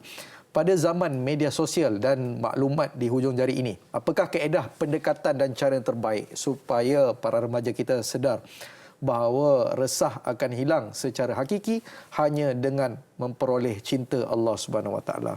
Macam mana Ustaz, kita nak bagi tahu kepada semua bahawanya bila nak dapatkan kebahagiaan dan juga hilangkan rasa ini adalah Allah semata-mata. Silakan Ustaz. Allahumma salli ala Muhammad wa alihi wasahbihi wasallam. Sahabat Sayyidina Hilman dan para penonton yang dimuliakan oleh Allah Subhanahu Wa Taala. Ataupun kita panggil sebagai media sosial ini adalah merupakan satu jaringan ataupun network yang sangat besar dalam kehidupan kita. Dan kalaulah pada hari ini Allahumma salli ala Muhammad, ramai daripada anak-anak muda kita ini berada dalam keadaan yang sangat gemuruh dan sangat excited ataupun gairah terhadap aplikasi-aplikasi tertentu, maka kita juga pada hari ini para penonton yang dimuliakan oleh Allah Subhanahu Wa Taala, yang kita mesti lakukan adalah ketika mana ditanyakan oleh seorang syekh berkenaan dengan bagaimana hubungan orang silam, orang soleh dengan Al-Quran. Wahai Syekh, bagaimanakah hubungan orang-orang dahulu dengan Al-Quran? Maka kata Syekh tersebut, hubungan mereka adalah seperti mana hubungan engkau dalam memegang handphone, dalam memegang telefon bimbit. Kerana itu Allahumma salli ala Muhammad. Apa yang kita boleh lakukan dalam keadaan hari ini? Yang pertama sekali para pendengar ataupun para penonton yang dimulakan oleh Allah Subhanahu Wa Taala, perkara pertama sekali bila naik macam-macam jenis video Dai Hilman, maka kita sendiri buat video-video dakwah. Kita nak bawa adik-adik ini datang kepada kita. Sebab apa hari ini ustaz-ustaz kena buat video dakwah dan ustaz-ustaz kena sebarkan dalam keadaan yang mahabbah kepada mereka. So mereka suka dan mereka rasa macam okey, bermaksud kita tak tinggalkan mereka. Alhamdulillah ada banyak kawan-kawan kita, sahabat-sahabat kita yang buat video-video dakwah. Supaya apa? Supaya mereka sampai kepada kita. Yang kedua, Allahumma salli ala Muhammad. Orang-orang agama kena jadi role model yang sangat baik terhadap mereka. Kita mesti jadi satu orang yang ada credibility, kena ada karisma, dan pada ketika itu Allahumma salli ala Muhammad sehingga mereka tengok, oh seronok juga jadi Dai Hilman contoh. Seronok juga kalau kita jadi orang yang soleh taat kepada Allah Taala. Kenapa? Kadang-kadang ada orang kata seronok dalam sebahagian view dia. Tetapi Allahumma salli ala Muhammad kita tunjukkan kepada mereka dengan kita akrab dengan Allah Subhanahu Wa Taala juga kita boleh barakah. Abdul Rahman bin Auf ini satu orang yang sangat bagus dan dia dapat kerja dua perkara. Pertama sekali Allahumma salli ala Muhammad, dia ni Dai Hilman pernah di-offer oleh Aisyah radhiyallahu anha untuk duduk ataupun ketika mana meninggal dunia wafat untuk ditanamkan di dalam Masjid Nabawi. Tetapi Abdul Rahman bin Auf dia kata tolak, siapalah aku nak dekat dengan Rasulullah. Aisyah cakap Abdul Rahman sesuai sebab Abdul Rahman ni banyak berkorban untuk Nabi SAW. Tetapi pada ketika itu Allahumma salli ala Muhammad, dia mengecekkan diri dia. Dia rasa aku ni bukan ada apa-apa, aku ni biasa saja. Allahumma salli ala Muhammad. Dan oleh kerana itu Allahumma salli ala Muhammad, dia pun mengundurkan dirinya daripada terus berada pada tempat yang dimuliakan pada ketika itu. Dia kejar kedua-dua perkara. Kita boleh dapat dunia dan kita juga boleh dapat akhirat. Tak sama dengan Abu Darda. Abu Darda dia kata, aku tak seperti Abdul Rahman bin Auf. Abdul Rahman bin Auf dia boleh kejar kedua-duanya, dunia ataupun akhirat. Allahumma salli ala Muhammad. Tetapi adapun aku ni tak mampu, maka dia memilih jalan disebut sebagai jalan akhirat. Tetapi bukan bermaksud kerana dia meninggalkan dunia. Ad-dunya wasilatul ilal akhirah. Dunia ni wasilah kepada hari akhirat. Kalau Nabi tak ambil dunia, mustahil Nabi berniaga lebih daripada 900 km Dai Hilman. Nabi berniaga lebih daripada 900 km. Nabi entrepreneur bukan saja bersifat dalam negeri, domestik, tidak. Nabi bersifat international. Dan pada ketika itu Allahumma salli ala Muhammad, Nabi lakukan tugas-tugasan ini dengan cukup luar biasa. Bukan itu saja. Nabi memilih ataupun Nabi dirizkikan dengan isteri yang namanya Khadijah radhiyallahu anha, satu orang isteri yang sangat barakah, satu orang isteri yang mahir dalam perniagaan dan satu orang isteri yang ada dua perkara.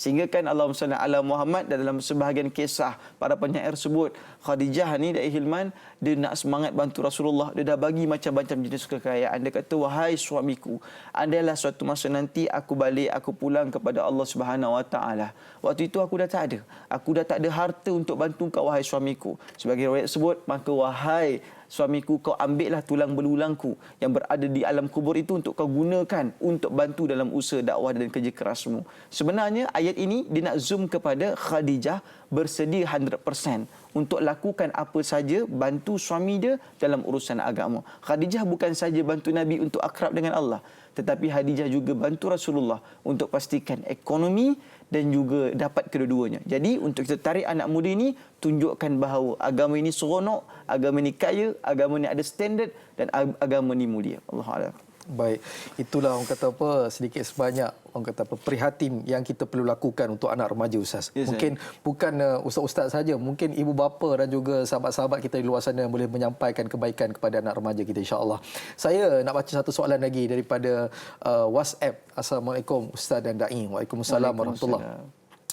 Bagaimana cara kita nak jadikan anak kita seseorang yang berdikari sekiranya kita sebagai ibu bapa takut untuk anak buat salah, takut anak-anak berbuat dosa? Bukankah dari kesilapan dan dosa itu anak-anak akan belajar sesuatu?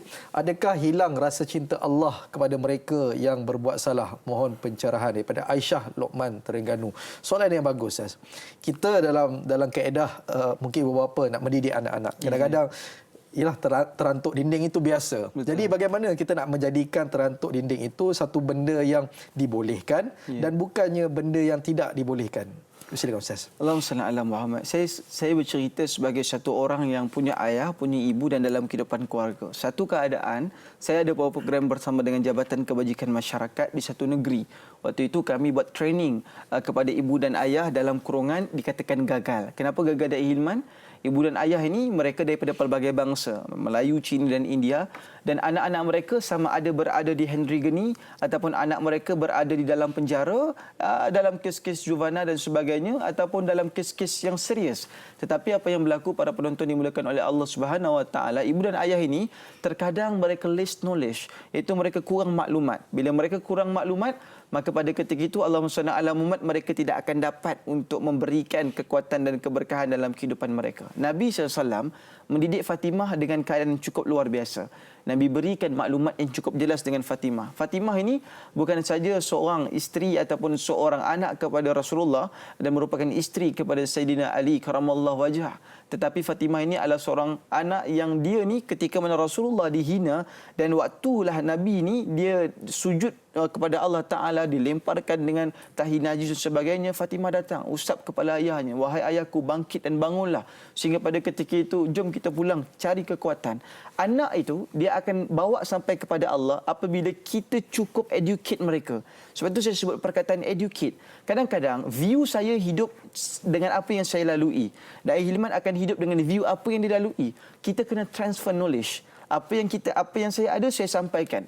Daripada minda seorang ayah, daripada minda seorang ibu, daripada hati dan jiwa orang tua, daripada ibu dan ayah dipindahkan kepada anak-anak tersebut. Apa hasratnya, bagaimana cara mendapatkannya, dan apakah usahanya, dan apa pula yang kita rasa, berkongsi perasaan di antara satu sama lain. Sebab itu Allahumma salli ala Muhammad wa alihi wasallam, ini keadaan yang sangat hebat. Lagi satu, kita kena pastikan anak-anak kita ada guru yang sangat dahsyat. Ini saya belajar daripada Sultan Muhammad Al-Fatih.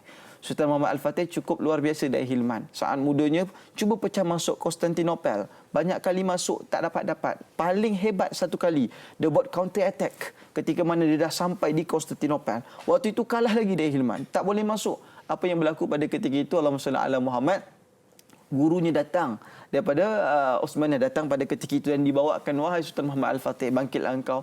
Dibawa Sultan Muhammad Al-Fatih ni pergi ke kuburan Ayub Al-Ansari, dan pada ketika itu Sultan Muhammad Al-Fatih tengok dan memperlihatkan balik kisah-kisah orang soleh, kisah-kisah orang taat kepada Allah. Dia jadi semangat, dia jadi hamasah wasyaja'ah. Dan pada ketika itu Sultan Muhammad Al-Fatih melakukan serangan yang seterusnya dan memberikan kekuatan kepada mereka. Bagi tahu kelebihan panglima-panglima kita. Kita ada Salahuddin Al-Ayyubi, kita ada Sayyidina Hamzah, kita ada Sa'ad bin Abi Waqqas, kita ada Abu Ubaidah Al-Jarrah, dan kita ada banyak lagi panglima-panglima kita, fighter-fighter Islam yang boleh menyebabkan mereka rasa Islam ni hebat. Tapi karakter itu dah diganti hari ini.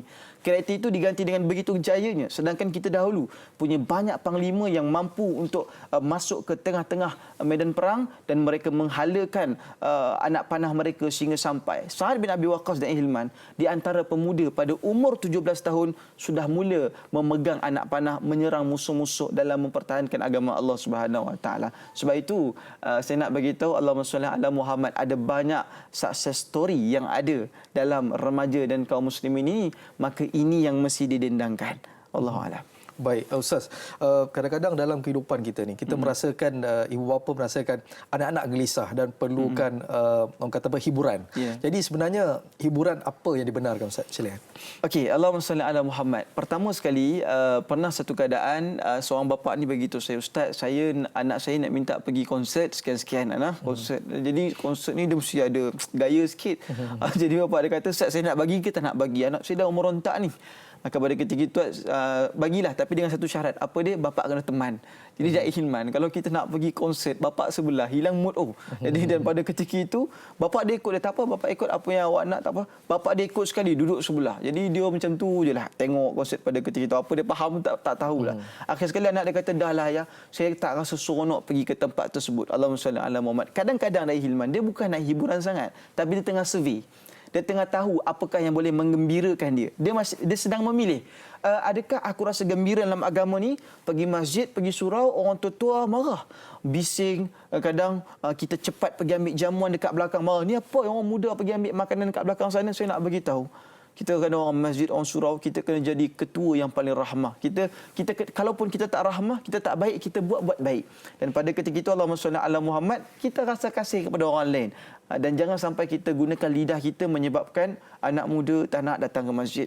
Orang tu bagus, suka azan, kita perli dia. Kau ingat suara kau sedap sangat, dan kau tak boleh naik imam. Bukan macam tu. Bagi peluang kepada mereka. Dah ada ilmu, dah ada kekuatan, bagi peluang kepada mereka.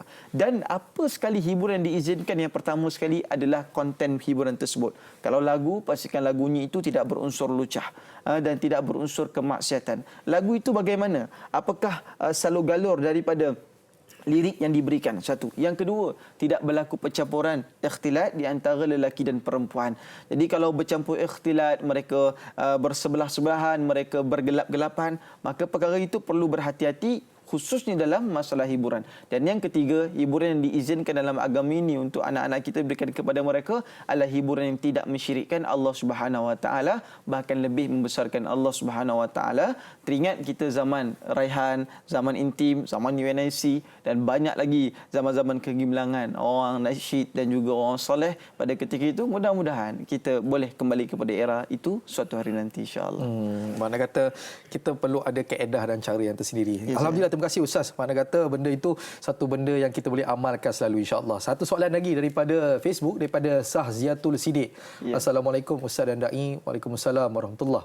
Bagaimana sekiranya ada di kalangan ibu bapa yang diuji, dikurniakan anak kurang upaya Down syndrome yang mungkin akan meresahkan ibu bapa untuk masa depan anaknya? Apakah usaha yang patut dilakukan oleh ibu bapa tersebut berhadapan permasalahan ini? Isunya adalah sekiranya anak Down syndrome dan sebagainya. Kita akan bicarakan benda ni Ustaz selepas baru ini. nak jawab. Kita akan bicarakan selepas ini di TV9. Lain macam tu. Ambil soalan TV3, jawab TV9. Jadi insya-Allah Ustaz dan juga sahabat penonton, kita akan berakhir di sini di TV3. Tapi sebelum itu, kita daripada warga kerja TV3 dan saya mewakili kru penerbitan ingin mengucapkan salam takziah buat Al-Fadil, keluarga almarhum Tuan Guru Datuk Ustaz Ismail Kamus. Nostalgia ceramahnya di era 80-an dan juga 90-an berjaya menarik minat pelbagai masyarakat, mahu televisyen ataupun kaset. Jadi kami daripada warga kerja mengucapkan buat keluarga dan juga Al-Fadhil Ustaz selamat berehat Tuan Guru Datuk Ustaz Ismail Kamus. Sama-sama kita sedekahkan bacaan Al-Fatihah. Auzubillahi minasyaitonirrajim. Bismillahirrahmanirrahim. أعوذ بالله من الشيطان الرجيم بسم الله الرحمن الرحيم الحمد لله رب العالمين الرحمن الرحيم مالك يوم الدين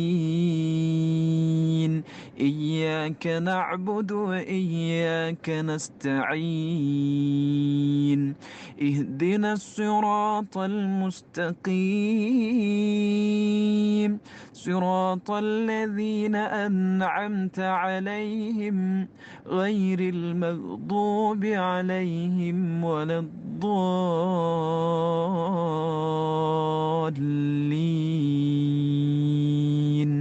آمين.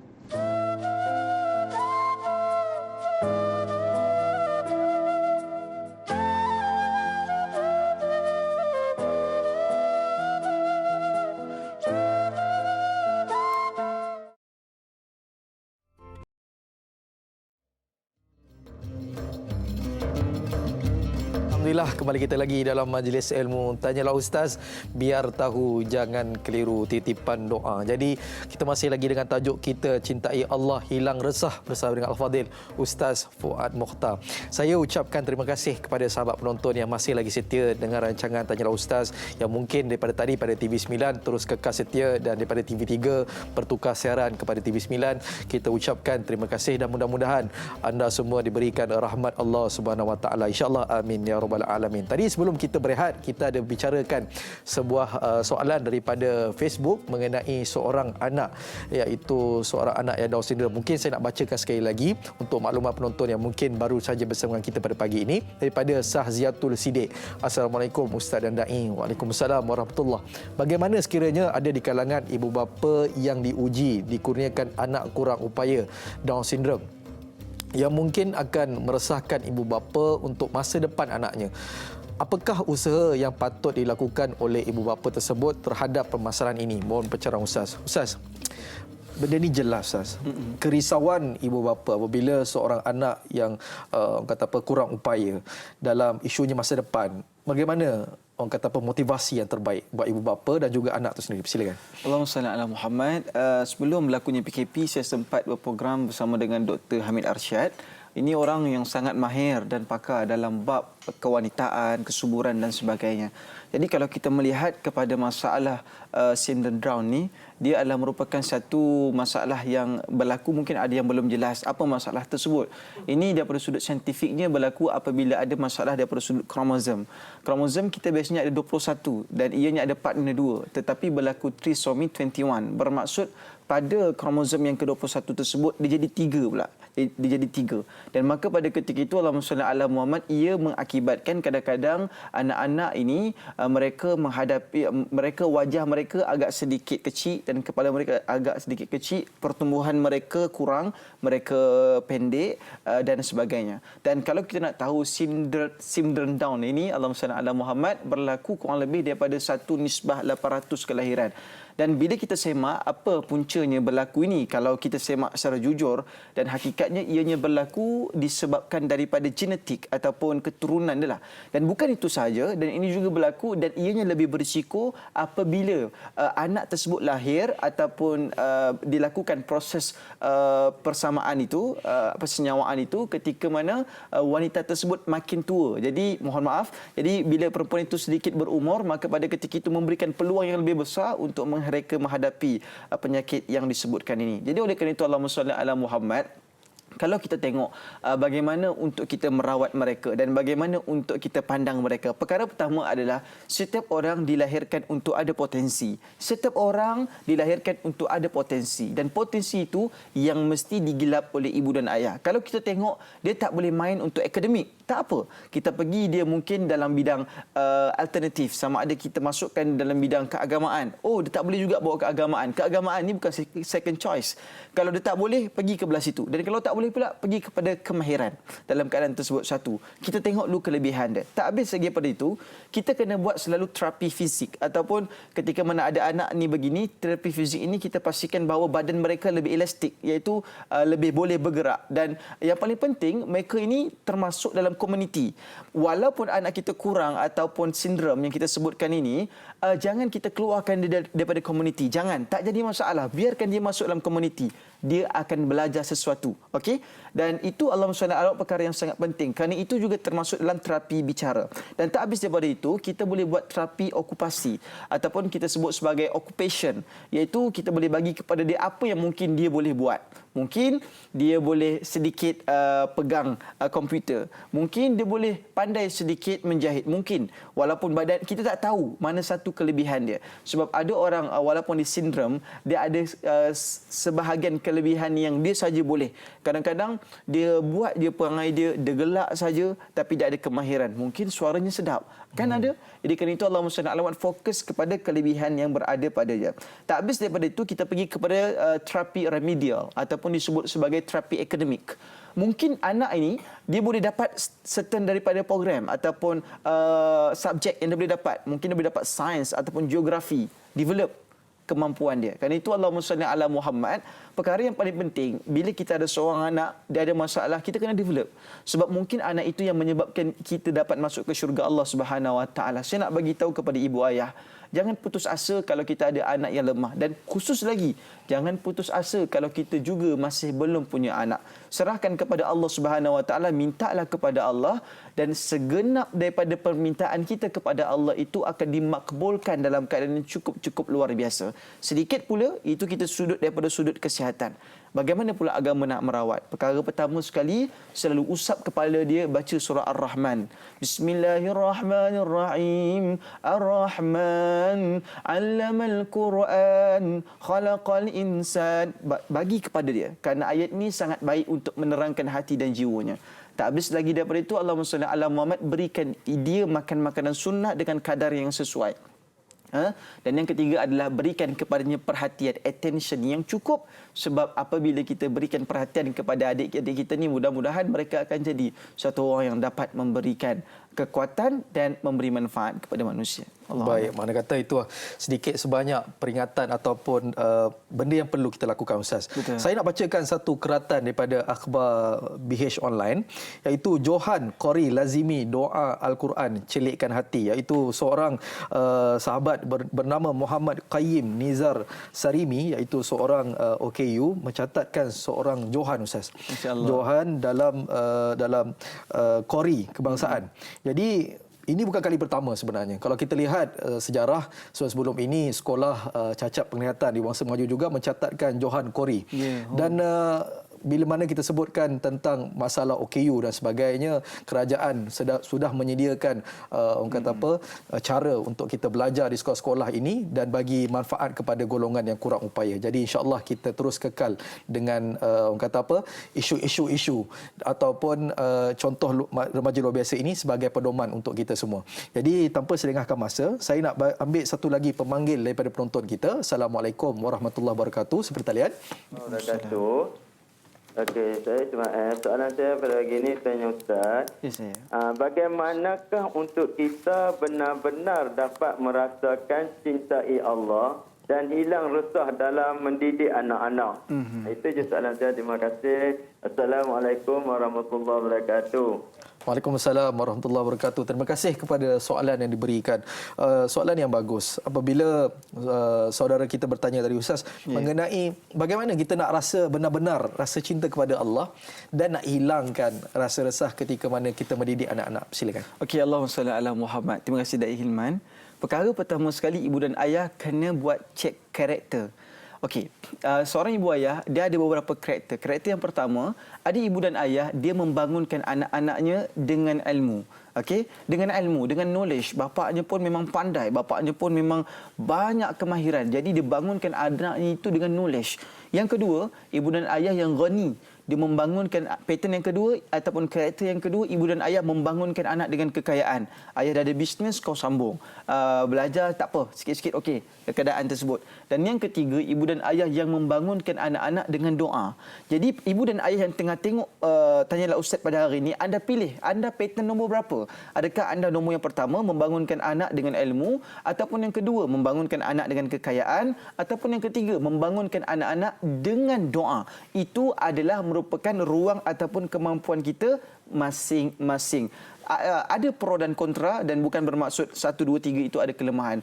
Cuma setelah mana kita dah tahu, Ustaz saya ni yang pertama tu, saya bangunkan anak dengan knowledge saja. Saya memang kurang berdoa pada Allah. Ada ibu dan ayah begitu. Ustaz saya membangunkan anak dengan kekayaan je. Saya memang kurang ilmu Ustaz tapi saya kaya. Ada orang begitu. Allahumma salli ala Muhammad.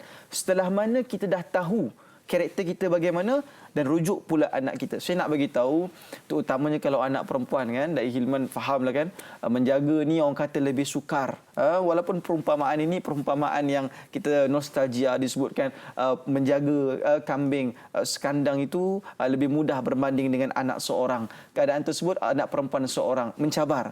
Kita tak dapat elak resah dan gelisah. Sebab itu Allahumma salli ala Muhammad, kita tak mampu untuk menjaga mereka 24 hours. Yang kita mampu adalah kita berikan yang terbaik untuk mereka. Akhirnya kita serahkan kepada Allah Subhanahu Wa Taala dan kita minta, ya Allah kau tolong perhatikan dia sebab aku tak mampu untuk melakukan tugas tersebut. Saya nak bagi tahu ibu dan ayah, jangan ambil tugas Allah.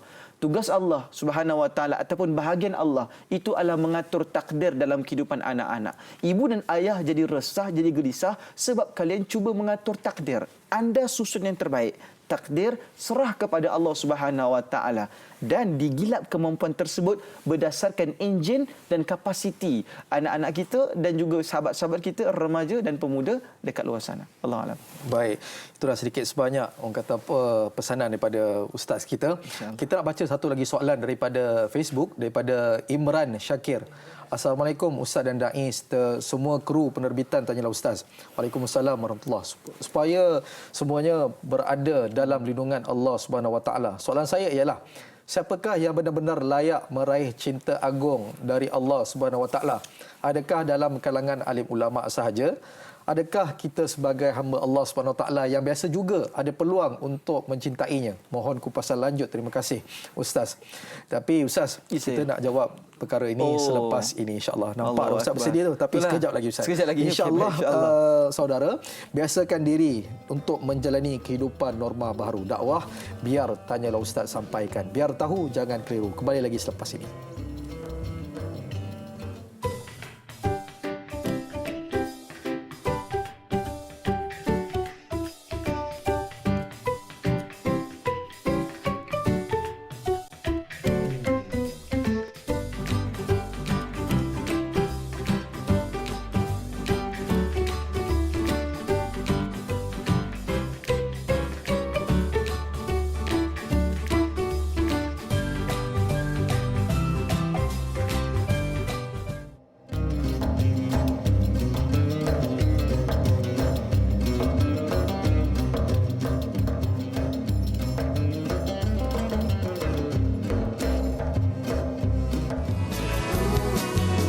Remaja, ingatlah masa depanmu. Janganlah kau terleka di usia remaja. Kenanglah jasa ibu dan ayahmu, susah payah mereka membesarkan kita. Gunakanlah masa yang ada dengan sebaiknya. Kuatkanlah tekad di hati, memajukan diri. Tiada kejayaan yang datang tanpa usaha yang gigih. Bersusah-susah dahulu, bersenang kemudian. Itulah, tiada kejayaan yang datang tanpa usaha yang gigih. Bersusah-susahlah dahulu, bersenang-senang kemudian. Sedikit lirik lagu daripada UNSC. Orang kata apa? Lagu ni sangat dekat dengan topik kita pada pagi ni Ustaz. Cuma kita nak jawab satu soalan. Ustaz ingat tak tadi sebelum kita berehat, kita ada satu soalan daripada Imran Syakir yang bertanyakan kepada kita, siapakah sebenarnya yang layak untuk mendapatkan cinta Tuhan? Adakah ulama-ulama dan golongan ustaz semata-mata ataupun bagaimana Ustaz? Silakan. Allahumma salli ala Muhammad. Para penonton yang disentuni sekalian, Allah Subhanahu Wa Taala nyatakan dalam Al-Quran, A'udzubillahi minasyaitonir rajim. Ma ja'alallahu lirajulin min qalbayni fi jawfih. Disebutkan Sadaqallahu Aliyul Azim, Allah Subhanahu Wa Taala tidak menjadikan bagi seseorang itu dua hati, iaitu tumpuan dalam rongga dadanya. Jadi Allahumma salli ala Muhammad, yang dimaksudkan dengan ini, orang yang mendapatkan kekuatan ataupun cinta Allah Subhanahu Wa Taala, yang dia dapat memberikan tumpuan kepada Allah Subhanahu Wa Taala, yang ketika mana ia tidak memberikan seluruh daripada bahagian hidupnya hanya untuk kehidupan yang sementara ini, bahkan mereka juga memberikan kepada Allah Subhanahu Wa Taala hati, jiwa dan perasaan. Saya nak bagi tahu, Allahumma salli ala Muhammad, ulama ya, orang-orang alim di sisi Allah Subhanahu Wa Taala, tetapi keilmuan, al-ilmu bila amalin, ilmu yang tidak diamalkan, kasyaratin, seperti mana pohon yang tidak berbuah. Cuma Allah SWT Muhammad, ia bukan bermaksud ulama tidak, dan ianya juga bukan dengan bermaksud orang awam tidak boleh sampai kepada Allah, tidak. Mereka yang sampai kepada Allah ini adalah Ar-Ra'du ayat ke-28, ala bizikrillah tatma'innul qulub. Mereka yang mengingati Allah Subhanahu Wa Taala menenangkan hati mereka. Kalau entum ada ilmu, entum belajar cukup main tinggi dalam negeri, luar negeri, dalam universiti, luar universiti, tetapi entum tidak ingat Allah Subhanahu Wa Taala, maka entum takkan menggapai Allah Subhanahu Wa Taala. Bahkan berapa banyak orang-orang alim yang diuji dengan ilmunya sendiri, dan dengan ilmu tersebut menjadikan dia fitnah dan terjatuh. Hati-hati, awas pada mereka yang cintakan ilmu, kerana ilmu akan menjadi satu aset berguna kepada kita ataupun menjadi liability untuk kita berhadapan dengan Allah Subhanahu Wa Taala. Wabil hasil, tiada apa rujukan yang paling tepat untuk mengatakan bahawa kekuatan tersebut. Sebab itu disebut innama yakhshallahu min ibadihil ulama. Orang-orang yang sampai kepada Allah, yang paling takut kepada Allah itu adalah para alim ulama. Jadi orang alim ulama yang tak takut pada Allah SWT juga tidak sampai pada keadaan tersebut.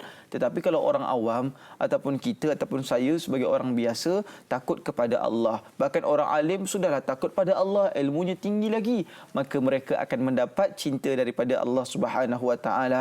Seperti mana kita tengok para alim ulama, Imam Nawawi rahimahullah, Imam Syafi'i rahimahullah, dan juga para imam kita dan juga para masyayikh kita, para habaib kita, yang mereka ini capai ataupun gapai kepada Allah Subhanahu Wa Taala dengan adab yang luhur, dengan ilmu yang tinggi dan juga dengan makrifah. Mereka kenal siapa yang mereka cinta. Jadi saudara kalau setakat kenal Allah tu apa? Tuhan. Saudara takkan cinta Allah. Sebab saudara tak didendangkan dengan kelebihan dan kekuatan Allah. Jadi kalau para penonton ini nak ada kekuatan tentang Allah, belajar selalu apa itu Allah, siapakah Allah, apa sifat Allah, apakah af'al Allah, apakah sifat yang wajib pada Allah Subhanahu Wa Taala, bagaimanakah tauhid ilahiyat, nubuwat, sam'iyat. Maka lagi banyak pengajian dan pengajaran yang kita lakukan itu dalam masalah tauhid, ini akan memberikan kita lebih akrab dan kenal Allah. Bila cukup kenal, baru kita cukup cinta dan Hilman. Mana kata tak kenal maka tak cinta. Bukan sahaja manusia, Allah Subhanahu Wa Taala juga kita kena kenal sifat-sifatnya agar datang rasa cinta kita kepada Allah Subhanahu Wa Taala. Satu soalan Ustaz. Bila mana kita sebutkan mengenai tadi remaja Ustaz. Kita selalu sebut semua manusia sebenarnya tak nak susah. Betul. Semua manusia tak nak susah. Cuma selalu orang sebutkan remaja hari ini tidak mahu bersusah-susah dahulu. Apa pandangan Ustaz? Sebenarnya saya nak jawab dengan kaul para ulama. Siapa yang disebutkan Abu Talib Al-Makki? Ini ulama yang lahirnya di Mekah Al-Mukarramah. Abu Talib Al-Makki mengatakan bahawa ramai manusia tidak gemar di atas kesusahan, kelaparan dan kemiskinan. Hakikat yang tersebut ianya akan membantunya di hari akhirat kelak. Allahumma salli ala Muhammad. Sebaliknya bahkan mereka itu suka kepada kekayaan, kesihatan dan kemewahan. Hakikatnya ianya boleh membawa kepada kealpaan kepada Allah Subhanahu Wa Taala. Saya nak bagi tahu, sama ada kita memilih jalan yang senang ataupun jalan yang susah, itu pada akhirnya tergantung kepada niat kita. Kerana apa? Kerana Sayyidina Umar Al-Khattab jalannya susah untuk sampai kepada Allah. Bilal bin Rabah jalannya susah untuk sampai kepada Allah. Safiyah itu seorang perempuan yang hebat di medan peperangan, juga jalannya susah untuk sampai kepada Allah. Rabiatul Adawiyah susah jalannya untuk sampai kepada Allah. Tetapi intabih, perhatian, cuba kita tengok jalan Saidina Osman. Jalannya itu sudahlah mewah, pandai, alim, banyak harta diwakafkan. Masya Allah, tabarakallah. Tengok jalannya Abu Hurairah, cerdik, alim, di antara sahabat Nabi yang paling banyak riwayat hadis. Allahumma salli ala Muhammad. Dan kerana itu Allahumma salli ala Muhammad. Kadang-kadang kita punya life story mungkin berbeza. Life story kita berbeza dan cara untuk sampai kepada Allah itu berbeza. Tetapi matlamat kita tetap, hadaf kita tetap tujuan yang sama, supaya kita kenal kepada Allah Subhanahu Wa Taala. Sama ada susah ataupun senang, itu adalah pilihan kita. Dan kerana itu Allah sebagai contoh, Nabi Muhammad memilih untuk hidupnya susah dalam agama ini, dan begitu juga ada sebagian orang pilih, aku tak nak susah dalam agama, maka aku bertenang, aku cari wang, cari duit dengan cara yang mudah.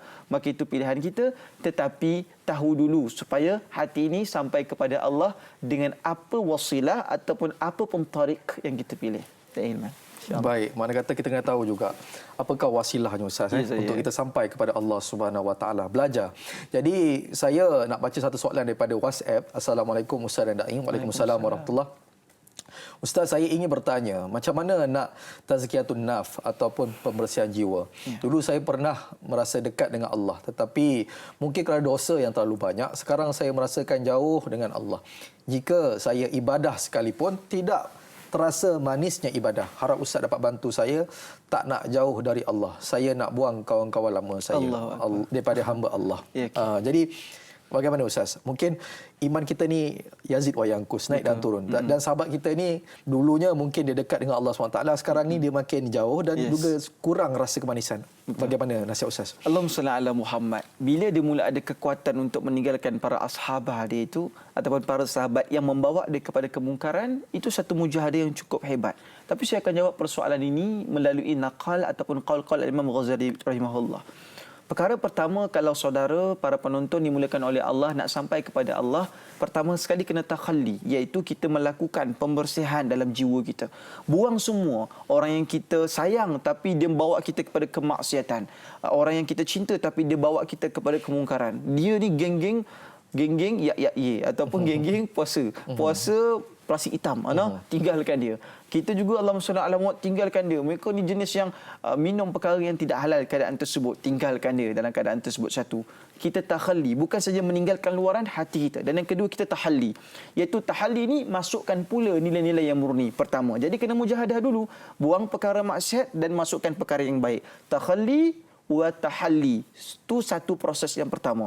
Dan proses selanjutnya ada 6 perkara yang disebut oleh Imam Ghazali rahimahullah. Tazkiyatun nafsi ini sebenarnya branding itu adalah branding yang sangat hebat dipelopori oleh Imam Ghazali rahimahullah. Kerana penulisan dan kitab-kitabnya itu cukup luar biasa. Kalau dibaca boleh mengalir air mata kita. Rasa macam Imam Ghazali ini sekolahkan kita depan-depan. Dan pada ketika itu Imam Ghazali sebut di antara teknik yang pertama adalah mutaba'ah, iaitu mengikuti atau membetuli sunnah Nabi SAW. Jadi nak berubah daripada tahalli, pertama adalah mutaba'ah. Bermaksud mutaba'ah Rasul. Apa yang Nabi buat, ikut daripada jalan pagi sampai ke petang, petang sampai ke malam. Buat itu dulu. Tengok, cari kitab ataupun cari buku ataupun cari maklumat, cari guru. Apa yang Nabi buat pagi sampai ke malam. Satu. Yang kedua adalah hudur dan ihsan, iaitu kehadiran hati. Kehadiran hati dan penyaksian kepada ihsan. Hudur wal ihsan. Hudur ni ataupun hadrah yang disebut sebagai hati itu hadir untuk berubah, untuk islah, yang kedua. Dan yang ketiga apa dia? Pertama, ikuti sunnah mutaba'ah. Yang kedua adalah hudur wal ihsan. Dan yang ketiga, Allahumma salli ala Muhammad, adalah himmah. Ataupun kesungguhan dan semangat yang tinggi. Aku betul-betul nak berubah, aku akan tinggalkan. Cari sebab betul-betul. Kenapa aku kena semangat? Sebab aku ada anak, sebab aku ada isteri. Yang keempat adalah berperingkat-peringkat dalam melaksanakan amal. Ikut marhalah. Jangan hari ini berubah. Terus tahajud dia 12 rakaat, besok tertinggal. Tidak. Setting kita punya kekuatan. Yang kelima adalah istiqamah. Istiqamah. Dan yang keenam adalah kita ambil afdaliyah. Apakah yang paling afdal sekarang ini untuk aku lakukan? Ringkasannya sedikit dari Hilman. Pertama sekali adalah mutaba'ah, iaitu ikut susunan sunnah Rasulullah. Yang kedua, hudur wal ihsan, iaitu kita hadirkan diri dan ihsan. Yang ketiga adalah himmah ataupun syaja'ah, iaitu semangat. Yang keempat adalah marhalah ataupun tabaqat, buat ikut kemampuan. Yang kelima adalah istiqamah. Dan yang keenam adalah afdaliyah. Ambil yang paling afdal sebagai orang yang baru nak berubah. Saya kira itu adalah kesimpulan kita, Ustaz. InsyaAllah, Sebab boleh, apa kita kesetukan masa. Boleh. Mungkin Ustaz boleh tutup kita punya perbincangan kita pada pagi ini dengan sedikit doa. Silakan. InsyaAllah. A'udzubillahi minasyaitonirrajim. Bismillahirrahmanirrahim. Alhamdulillahirabbil alamin wassalatu wassalamu ala asyrafil anbiya'i wal mursalin wa alihi washabbihi ajma'in. Rabbana zalamna anfusana wa illam taghfir lana wa tarhamna lanakunanna minal khasirin. Allahumma zukna lailatul qadar fi hadhihi sanah ya Allah. Ya Rahman, Ya Fattahu, Ya Alim. Allahumma ighfir lana dhunubana wa liwalidina warhamhuma kama rabbayana saghira. Wa sallallahu ala sayyidina Muhammad wa alihi wa ashabihi wa baraka wa sallam. Walhamdulillahi rabbil alamin. Amin ya rabbal alamin. Terima kasih kepada Al-Fadhil Ustaz dan juga sahabat penonton semua kerana sudi untuk melihat rancangan Tanya Ustaz ini. Saya dan juga Al-Fadhil Ustaz mohon ampun dan maaf sekiranya terkasar bahasa terlebih bicara. Yang baik semua pada Allah Subhanahu Wa Taala, yang buruk itu pada diri kami sendiri. Jadi sebelum kita berakhir, esok baca Quran, buka syurga, tutup neraka bersama dengan Da'i Hadari dan juga Al-Fadhil Ustaz Zarifi Daud. Jadi saudara, kehidupan normal baru memberi pelbagai cabaran untuk semua golongan. Jangan berhenti berdoa agar semuanya kembali aman. Hashtag kita jaga kita, hashtag kita mesti menang. Wallahualam. Assalamualaikum warahmatullahi wabarakatuh.